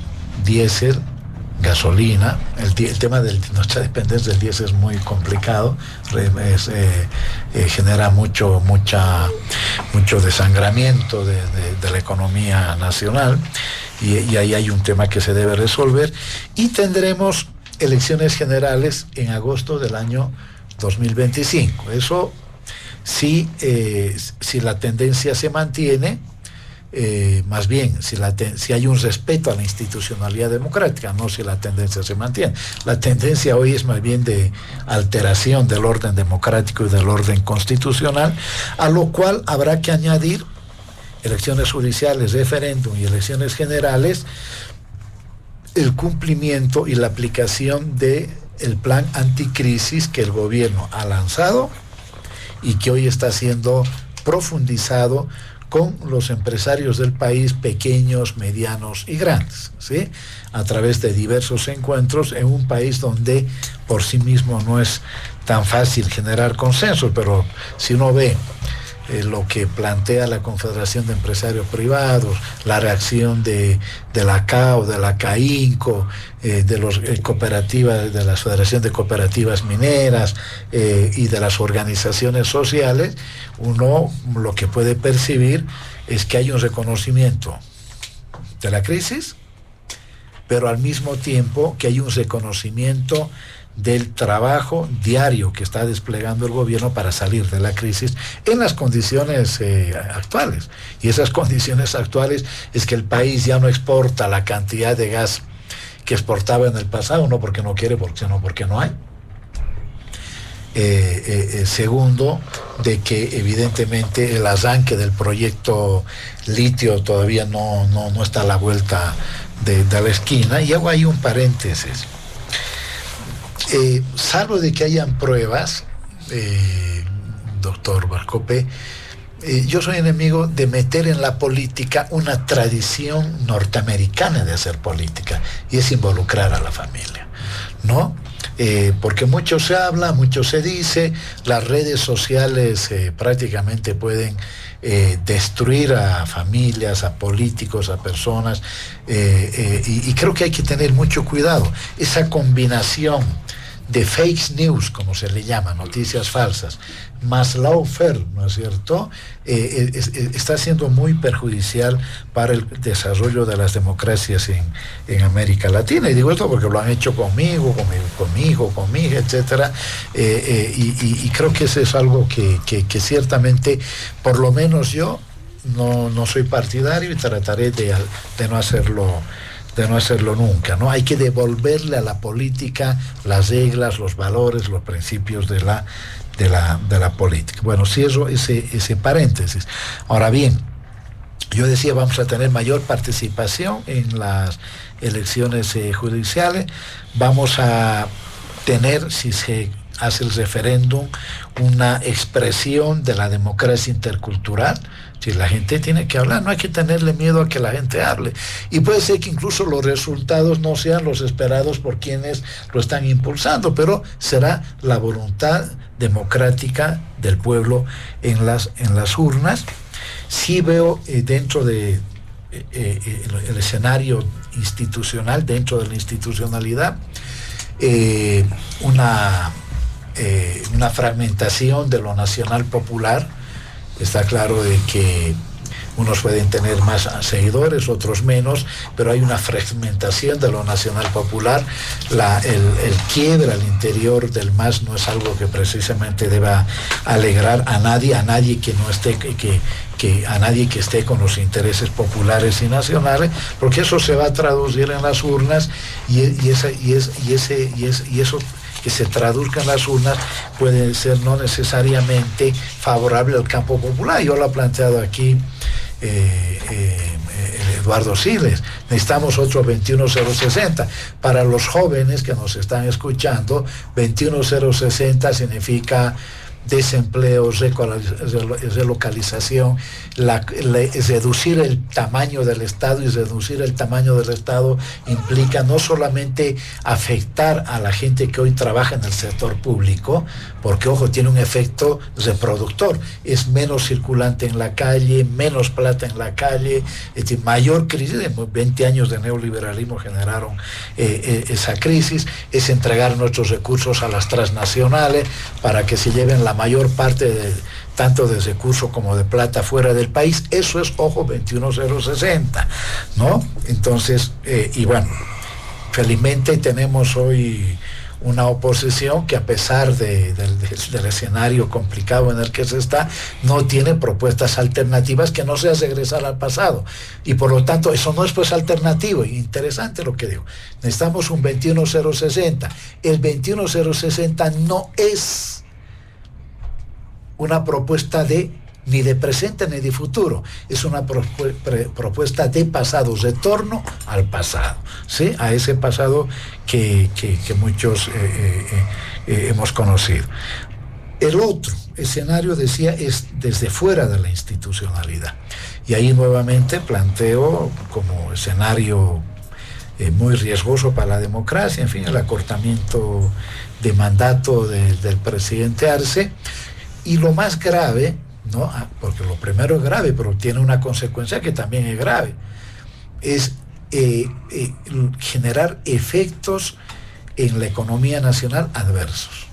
Porque en un momento donde hay un plan anticrisis en marcha, que está siendo consensuado, trabajado con todos los actores, que exista un acortamiento de mandato, como no podemos separar economía de política, los efectos en la economía van a ser más graves, porque toda convulsión social, todo acortamiento de mandato, etcétera, implica mayor especulación financiera, implica mayor especulación de precios, implica mayor incertidumbre sobre el corto y el mediano plazo, que ojalá no. Y termino con esto. A ver, no es el demócrata Eduardo Siles el que tiene que reconocer quién ganó una elección en un determinado país, ¿sí? Los estados tienen su institucionalidad, ¿sí? Y esa institucionalidad es la que reconoce o no reconoce la victoria de unos o la derrota de otros. Voy a hacer voy a invertir el razonamiento. ¿Por qué hasta ahora el candidato González, que perdió la elección? Yo creo que, ojo, la victoria del chavismo importantísima, pero el margen no fue muy grande, pero triunfó. Muy bien, ¿por qué el candidato González, que tenía todo el apoyo de la Fundación Cubano-Americana Venezolana sentada en Miami, todo el apoyo financiero de los Estados Unidos, ¿por qué no presenta las actas? Las han dicho, ¿no ve? Han dicho que Maduro presente, muy bien. ¿Por qué no presenta González? Estamos en el internet, ¿no? Por favor. ¿Por qué no presenta donde tenía que presentar? ¿Sí? Porque no es el internet, yo puedo también fabricar cosas en el internet, ¿no ve? Muy bien, hay una institucionalidad, porque desde el momento en que el candidato González se presenta a las elecciones en Venezuela, está reconociendo a la institucionalidad democrática y al organismo electoral venezolano. ¿Por qué no lo ha presentado hasta ahora? No sabemos, ¿verdad? No sabemos, ahí queda una gran interrogante. Lo demás son puros clichés, ¿sí? Puros clichés de los que hemos escuchado aquí de nuestro demócrata liberal Eduardo Siles. Muy bien, muchas gracias, don Hugo. ¿Qué dice en este segundo punto, doctor Williams Blascopé? Adelante. A ver, bueno, quiero empezar a ver nuestra realidad, el escenario político. Bueno, el escenario coyuntural del campo político está como está. Tenemos un déficit fiscal muy duro, no hay reservas internacionales, escasez de dólares, el tema de la ausencia de hidrocarburos, la subvención de la gasolina nos está quebrando, nos está matando. Yo creo que ahí hay que hablar y un buen rótulo, no decir creo buscar un 21060, es cierto, nomás vamos a tener el gobierno que venga, eso escuchen bien los jóvenes y la gente, así se queda este gobierno o el que venga, tiene que tomar medidas impopulares. ¿Cómo va a sostener todo este aparato estatal cuando ya no tenemos el ingreso que se tenía con la bonanza económica del gas? Que por cierto Evo Morales se despilfarró y no hicieron una política de regeneración, de perforación de pozos. Ese pozo, el Mayaya que tenemos en La Paz, que ya se tenía hace tiempo, en lo más optimista los especialistas nos han dicho que si se empieza a trabajar ya para realmente producir y recibir dinero es de aquí a 4 años, en el mejor de los optimismos. O sea, no, ¿qué se ha hecho durante estos 18 años del MAS, casi a 20 años? Especialmente en el gobierno de Evo Morales. O sea, el gobierno que venga en este escenario político, en este campo político, va a tener que tomar medidas bastante duras. Nos está sangrando el tema de la subvención de los hidrocarburos, es cierto, pero también si nos dicen a nosotros los bolivianos en el escenario político, señores, nos vamos a ajustar los cinturones, ya está bien, ya, porque han empezado a subir las cosas. Por supuesto que han subido las cosas. Pregúntenle a los importadores, pregúntenle al pequeño gremialista que va a la frontera de Saguadero, si es que no puede encontrar ni con bolivianos soles, ni peor dólares, ¿no es cierto? Entonces, ha bajado, la economía se ha comprimido, ya no hay mucho circulante de dinero, hay desempleo y hay escasez de varias cosas, entre ellos medicamentos, por si acaso, entre ellos medicamentos, lo más importante. Entonces, en este escenario político, a futuro, el gobierno que esté o el que venga, renuncie o no renuncie el actual gobierno, le acorten el mandato o no, es igual el escenario. Van a tener que tomar medidas impopulares. Y esa medida impopular es, señores, hay que nivelar el precio de los hidrocarburos al tema internacional. ¿O qué otro ingenio hay?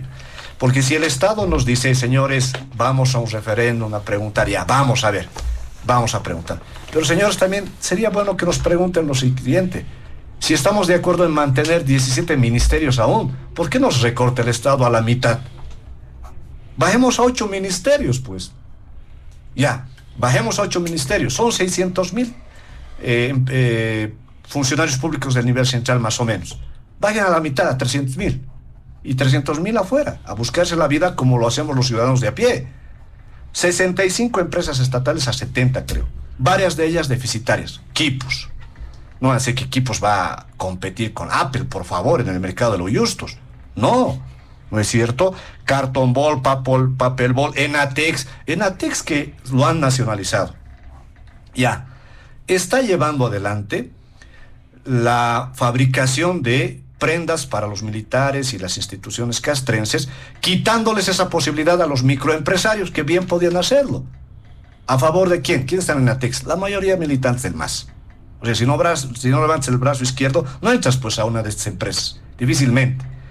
Entonces, creo que si el gobierno nos va a pedir que nos ajustemos, señores, comiencen por ellos. Comiencen por ellos. Quiten la mitad de sus ministerios. Es una burocracia insostenible. ¿No es cierto? La primera señal, si nos quieren llevar a un nuevo 21060 de nivelación de los hidrocarburos, por decir, entonces, pero ellos quieren el ejemplo. Comencemos por ahí, porque nosotros somos los que nos estamos ajustando. Y en este escenario, ¿cuáles son los nuevos liderazgos que están apareciendo? ¿Quiénes van a ser los operadores a futuro o los que van a llevar el pilotaje de la nave que está a punto de estrellarse?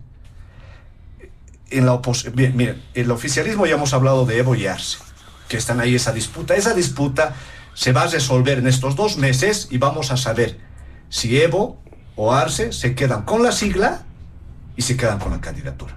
En estos 2 meses se va a decidir posiblemente eso. Y ahí está metido el Tribunal Constitucional, por si acaso, y más adelante voy a explicar por qué.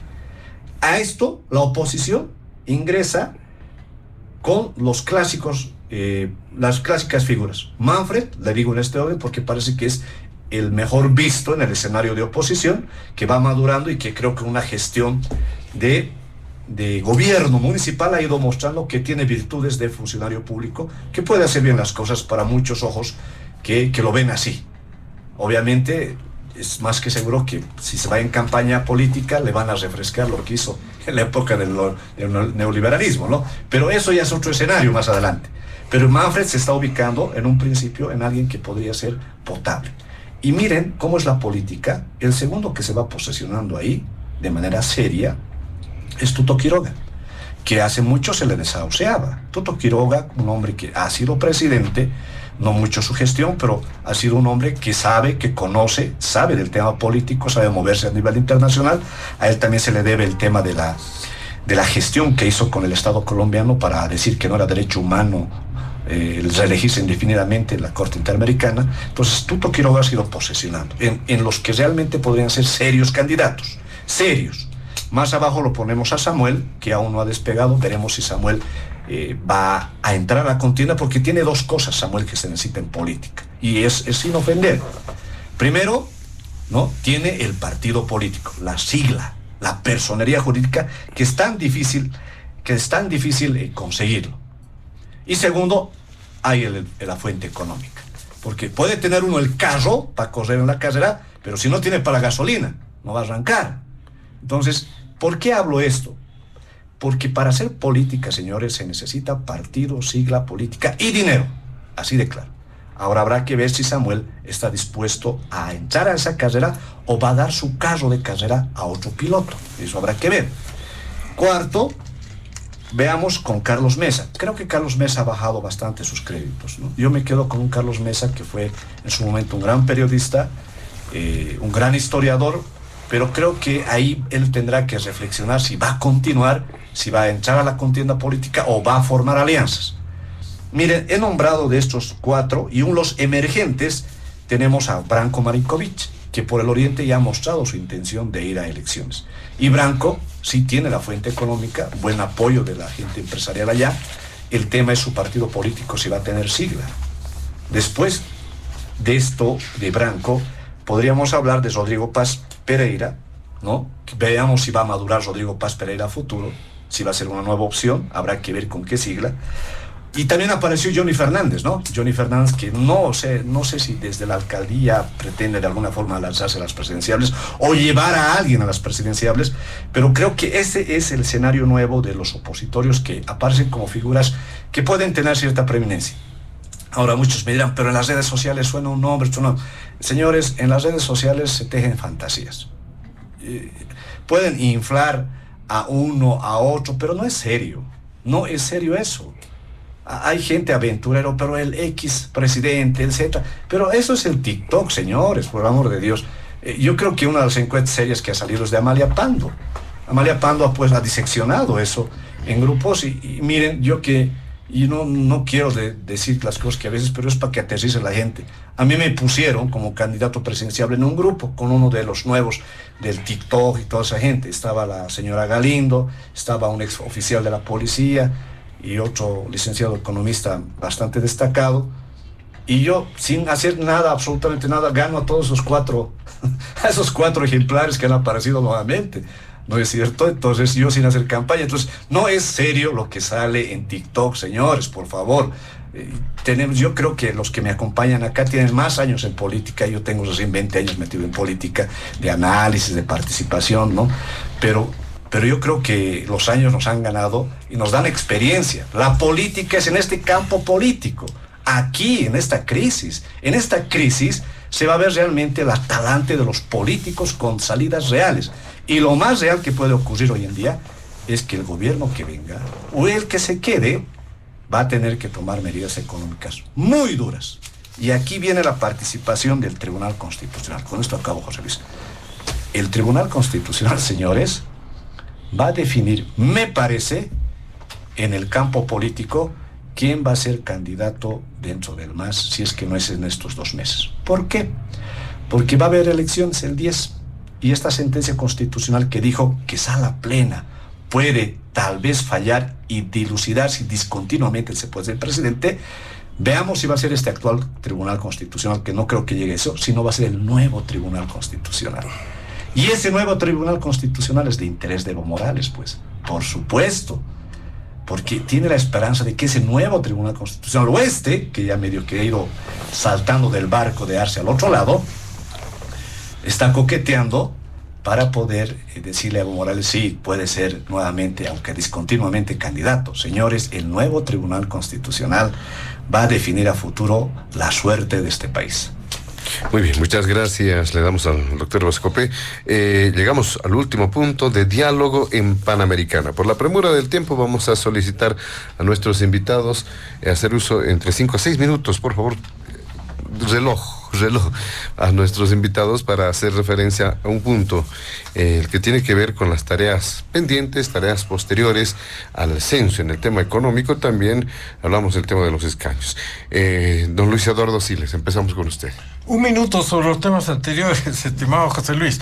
Nadie dijo que la historia del MNR son solo dichados, luces, maravillas. La historia del MNR es una historia con luces y sombras, pero se supone pues que se tenía que cambiar las sombras, ¿no es cierto? Porque si vamos a repetir las sombras, entonces ¿qué clase de proceso de cambio es este? Antes robaban, nosotros igual robamos.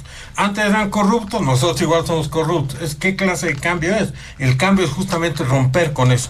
Y yo creo que el candidato que puede tener chances de ganar las elecciones es aquel que tenga los testículos de adoptar medidas impopulares, que piense en la próxima generación, como lo hizo el doctor Paz con el 21060, que fue una revolución, y no en la próxima elección, que piense en el país y no en sus mezquinos intereses. Ese puede ganar las elecciones. Y discrepando con el doctor Vascopé, yo no creo que el señor Reyes Villa es un candidato de la oposición, definitivamente es un candidato del oficialismo por una serie de razones que no tenemos tiempo de analizar ahora.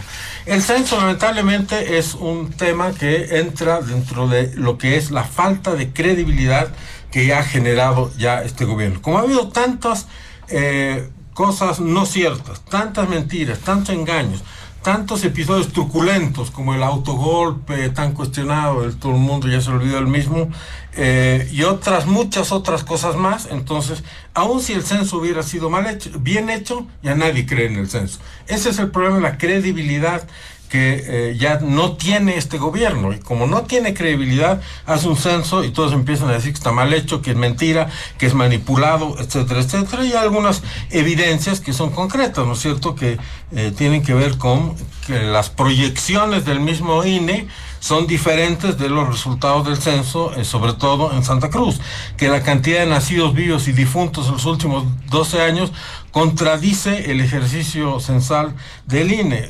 Casualmente, en lugares donde ganó el MAS ha crecido la población, en desmedro de lugares donde el MAS perdió, etcétera, etcétera. Sabemos que el censo adolece de esa falta de credibilidad, de que le costó tanto al gobierno hacerlo, de que tenía 12 años para prepararlo, no lo quiso hacer en el momento que era el adecuado, y por lo tanto hacer de la engañifa una política de gobierno tiene sus costos. Tarde o temprano es el país el que los paga, y en este caso existe pues una gran posibilidad de que el censo sea el tejido para hacer el fraude que ya se cometió en 2019. Yo creo que las voces que han señalado que se trata de un censo fraudulento no son exageradas, porque están ahí los elementos que lo confirman.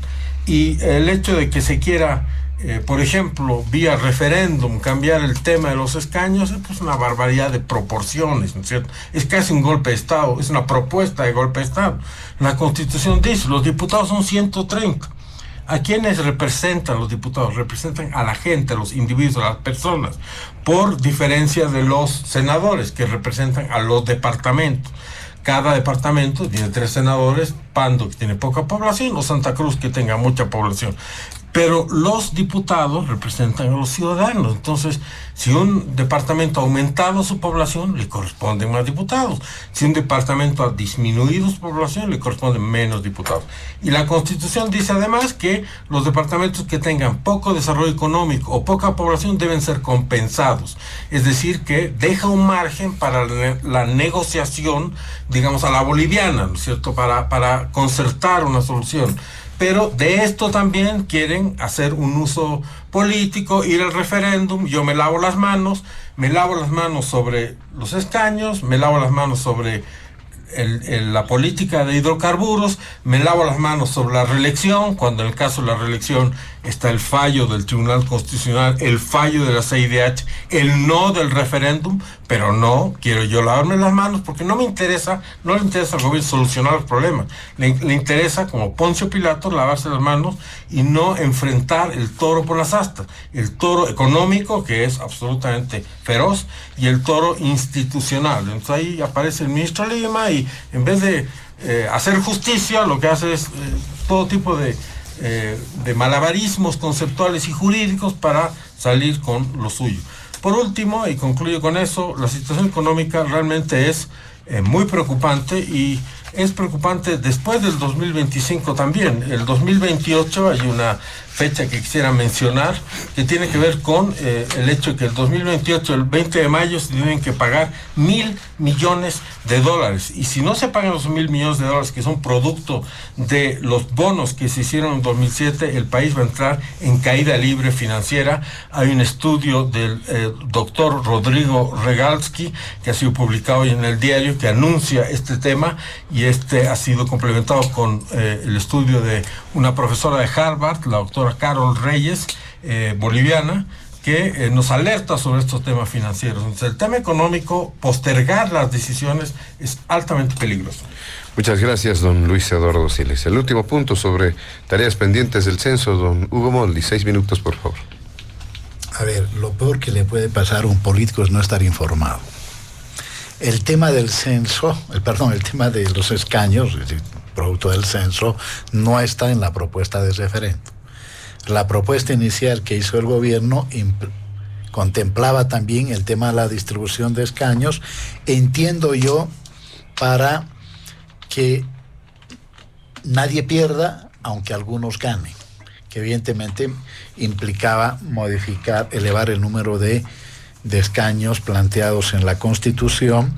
Alguna gente dirá, bueno, con eso mayor gasto de plata, pero hay un tema que en algún momento tiene que resolverse, y es que tenemos diputados supraestatales que la verdad que no va a tono con lo que se debe hacer, ¿no? En muchos países, en realidad, los representantes al Parlasur, a los diferentes parlamentos, salen de los propios elegidos en la Cámara habitual, ¿no es cierto?, en la Cámara de Diputados. Primer elemento. Segundo, es evidente que una gran parte de los que hoy cuestionan el resultado del censo son los que no querían el censo 2024, lo querían el censo 2023.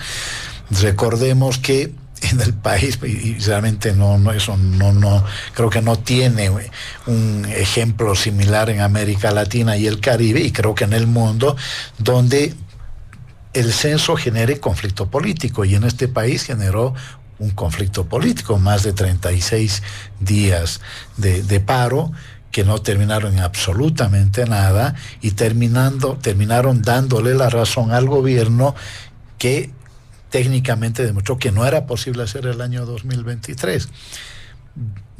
8 de 9 gobernaciones respaldaron la posesión de censo 2024. La mayor parte de las alcaldías respaldaron censo 2024. Y de todas las universidades, salvo la Gabriel Zené Moreno, las demás respaldaron censo 2024. Así que estaba claro que técnicamente, no estoy hablando políticamente, técnicamente se demostró que no había posibilidad de hacer el 2023. Bueno, la mayor parte de la gente que hoy habla que cuestiona los resultados, fueron instalando desde ese momento el concepto de fraude censal.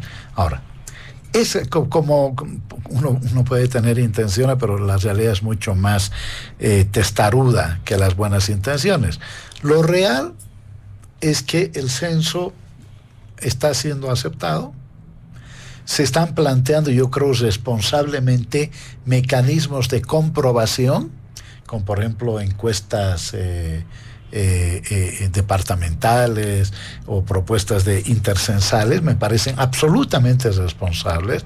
Yo creo que tienen todo el derecho de plantearse, de tal manera de no convertir el censo en un instrumento de conflictividad política y de desestabilización institucional. Siempre hay gente que tiene todo el derecho de plantear, por muy equivocada que esté. Sectores muy minoritarios han planteado anulación del censo. ¿Qué pasaría si hay anulación del censo? Iríamos a las elecciones del 2025 con en los datos del anterior censo, no habría, y por lo tanto la cantidad de escaños, por ejemplo, para Santa Cruz se mantendría con el actual número que tiene. Entonces, yo creo que eso felizmente no está calando. Ahora vienen las tareas importantísimas. Por un lado, de el Tribunal Supremo Electoral para hacer una redistribución de los escaños, en la medida que no se ha modificado la Constitución, donde unos van a perder y otros van a ganar, claramente Santa Cruz. Ya desde este 1 de septiembre está el compromiso, además de eso, que permitió que el censo sea aceptado para el año 2024, que es la distribución por el concepto de coparticipación. Eso creo que está fuera de discusión, por lo tanto no es un motivo de conflicto. Y yo nada más que quisiera llamar la atención en lo siguiente. A ver, en el censo 2001 teníamos 8.274.325. En el censo 2012, 10.059.856, ¿sí? Se estableció una diferencia de 1.785.531, ¿sí? Un incremento de la población. Si vemos los datos del 2024, 11.312.620, con los datos del 2012, 10.051.856, vamos a ver que el crecimiento es de 1.252.764, ¿sí? Si uno ve América Latina, la tendencia no es sorprendente. Seguramente esta diferencia de 532.867 hubiera sido menos si no hubieran ocurrido varios factores a los que ya el gobierno ha señalado, pero simplemente yo añadiría la campaña que hizo, por ejemplo, Carlos Valverde Barderí, la campaña que hizo aquí Amalia Pando para que la gente no vaya a ser censada, ¿no? Y lo mismo en el Alto, mucha gente para decir, no te hagas censar en la ciudad, vete al sector, a tu comunidad, en fin. Creo que es otra de las causas que evidentemente explican el por qué la proyección establecida por el INE, ¿no es cierto?, terminó siendo en la realidad menor de la que inicialmente se había previsto. Muy bien, muchas gracias, don Hugo Moldis. Para finalizar, doctor Vascope, los últimos 6 minutos. Sí, puntual en lo siguiente. Cuando estábamos hablando del campo político, es inevitable también hablar sobre este tema del censo, ¿no? Pero previo a esto, cuando estaba tocando el tema del campo político, yo creo que el país tiene que fijarse lo que se viene a futuro y qué candidatos se tiene. Y no dejarse llevar por aquello que se ve en redes sociales o el TikTok. Yo decía anteriormente que hubo una encuesta muy seria que en su momento hizo Amalia Pando, que es una destacada periodista, y mostró seriamente a los que podrían ser conductores a futuro. Entonces yo creo que eso es un buen panorama para ver lo serio que se necesita de candidatos en esta coyuntura. Vamos al tema del censo. Miren, este tema del censo, para que la gente se dé cuenta y no se apasione tanto por regiones, sino es muy importante, y era muy importante hacernos una radiografía como sociedad.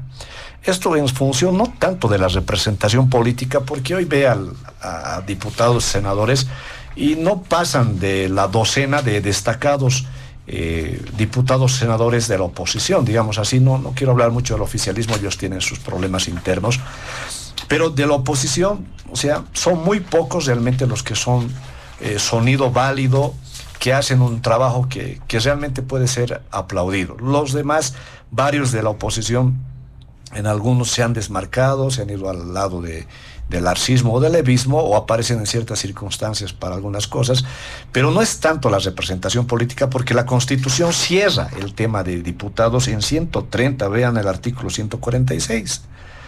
Y se ha hecho números clausos en la Asamblea Constituyente justamente para prevenir que de alguna forma se dispare el número de diputados, porque se creía en ese entonces que era un números clausus, un número cerrado, porque esto iba a rotar en los departamentos que suban o bajen de densidad demográfica. Tal vez desatinado, atinado, pasados los años, ya hoy es un cinturón que trata el gobierno de llevarnos a un referéndum para aumentar y evitar conflictos de carácter regional. Pero más que todo que tengan diputados o no, es el tema de la redistribución del dinero en este país, especialmente la coparticipación tributaria, que es entre el gobierno central, las gobernaciones, los municipios y las universidades. Y esto va a empezar a decaer más, porque obviamente, reitero, el gas se nos está acabando, ya no va a haber con qué entrar después a redistribuirnos más, y la burocracia del Estado tendrá que ser más reducida. ¿Con qué vamos a pagar concejales? ¿Con qué vamos a pagar más diputados, más senadores, si no va a haber dinero? Ya no es la bonanza del gas a futuro. Pero bueno, se esperaba más de 12 millones en este censo, se esperaba. Pensábamos que habíamos crecido 1,5 millones, supuestamente, y muchos dicen sí hemos crecido. El resultado es de 11.312.000 habitantes. Es decir, hay una diferencia de 1 millón más o menos, porque se expectaba más, ¿no? ¿Dónde están? ¿Qué ha pasado con el censo? ¿Realmente es una radiografía real? Miren, eso va a quedar a la incógnita, porque el INE ya ha dicho que solamente va a abrirse a un tema de un diálogo nacional, no regional, y que están abiertos a un tema de una especie de auditoría técnica. Veremos qué sucede. Ahora bien, señores, yo creo que a este escenario, porque ya tendríamos que hablar a futuro, si no es con el censo que se van a resolver las cosas, hablemos del pacto fiscal. Yo creo que ahí se tendría que ver más adelante con el gobierno nuevo que venga a futuro, si tiene la capacidad y la cintura de sentarse y hablar del pacto fiscal. Creo que las regiones necesitan más recursos. Creo que los municipios obviamente deben tener ciertos recursos, pero también hay que ver a dónde van esos recursos. Porque, miren, las universidades, se necesitan universidades, por supuesto, la calidad humana de un progreso de una sociedad está en las universidades y en los centros técnicos de capacitación profesional, técnico medio, técnico superior. Pero se necesita discutir, y se necesita discutir tan profundamente que necesitamos ajustar no solamente económicamente nuestros cinturones, sino ajustar nuestra conciencia moral, que lamentablemente en este país entrar a política significa hacerse rico de la noche a la mañana, y es una degeneración total. Y esto se ha desbandado peor aún cuando se dijo que era derecho humano reelegirse, y creo que todos perdieron el norte y la moral de respetar la ley, y respetar al vecino, y respetar hasta a su esposa, y respetar a todos. Yo creo que es una ruptura muy dura. Yo creo que el censo obviamente ha dejado más dudas que certezas, va a tener mayores problemas, José Luis, pero yo creo que pasa esto más a futuro, más allá como terminar esto del censo, tenemos que hablar del pacto fiscal a futuro. Sí o sí, la redistribución de la riqueza, creo que es injusto que mucho dinero se vaya al nivel central y no se vaya a ciertas regiones que lo necesitan, y que necesitamos que eso se discuta. La Paz, por ejemplo, no es una de las beneficiadas con el tema de la redistribución de la riqueza, por si acaso. No tenemos el tema del gas. Ojalá el de Mayaya, que hace 6 años, se haga realidad. Pero yo creo que hay cosas que hay que rediscutirse, pero ojalá a futuro sea con un gobierno que tenga la madurez necesaria. Pero reitero, si vuelve el aventurero que se cree rey de todo, del fascismo sindical como es Evo Morales, ese no sale más, señores, acuérdense. Ese vuelve y no sale más. Al estilo Castro se va a quedar, señores. Así que piensen bien todos lo que estamos haciendo. Hay cosas que han fallado en el país, sí, pero hay cosas que tenemos que rescatar. Empecemos primero por familia. Respetemos al vecino, respetemos la ley. Es una reflexión que hago, porque si no hay un respeto, nadie se va a respetar, y todos es el más fuerte el que gana. ¿Y saben quién piensa que es más fuerte? El fascismo sindical de Evo Morales. Muy bien. Muchas gracias, le damos al doctor Vascope. De esta manera, amigos de todo el país, llegamos a la finalización de Diálogo en Panamericana de este fin de semana. Agradecemos a nuestros invitados especiales, precisamente quienes han participado en esta oportunidad. Al exdiputado del Movimiento Nacionalista Revolucionario, don Luis Eduardo Siles, al periodista, analista, exministro de Gobierno, don Hugo Moldis, y también al abogado constitucionalista Williams Vascope. A nombre de la dirección de Panamericana, la planta ejecutiva y quien les habla, José Luis Flores, el compromiso de que el programa retorna el siguiente fin de semana. Permiso. Diálogo en Panamericana.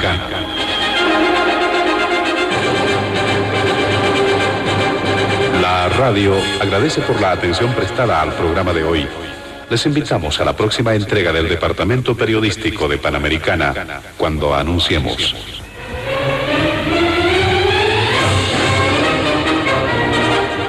Diálogo en Panamericana.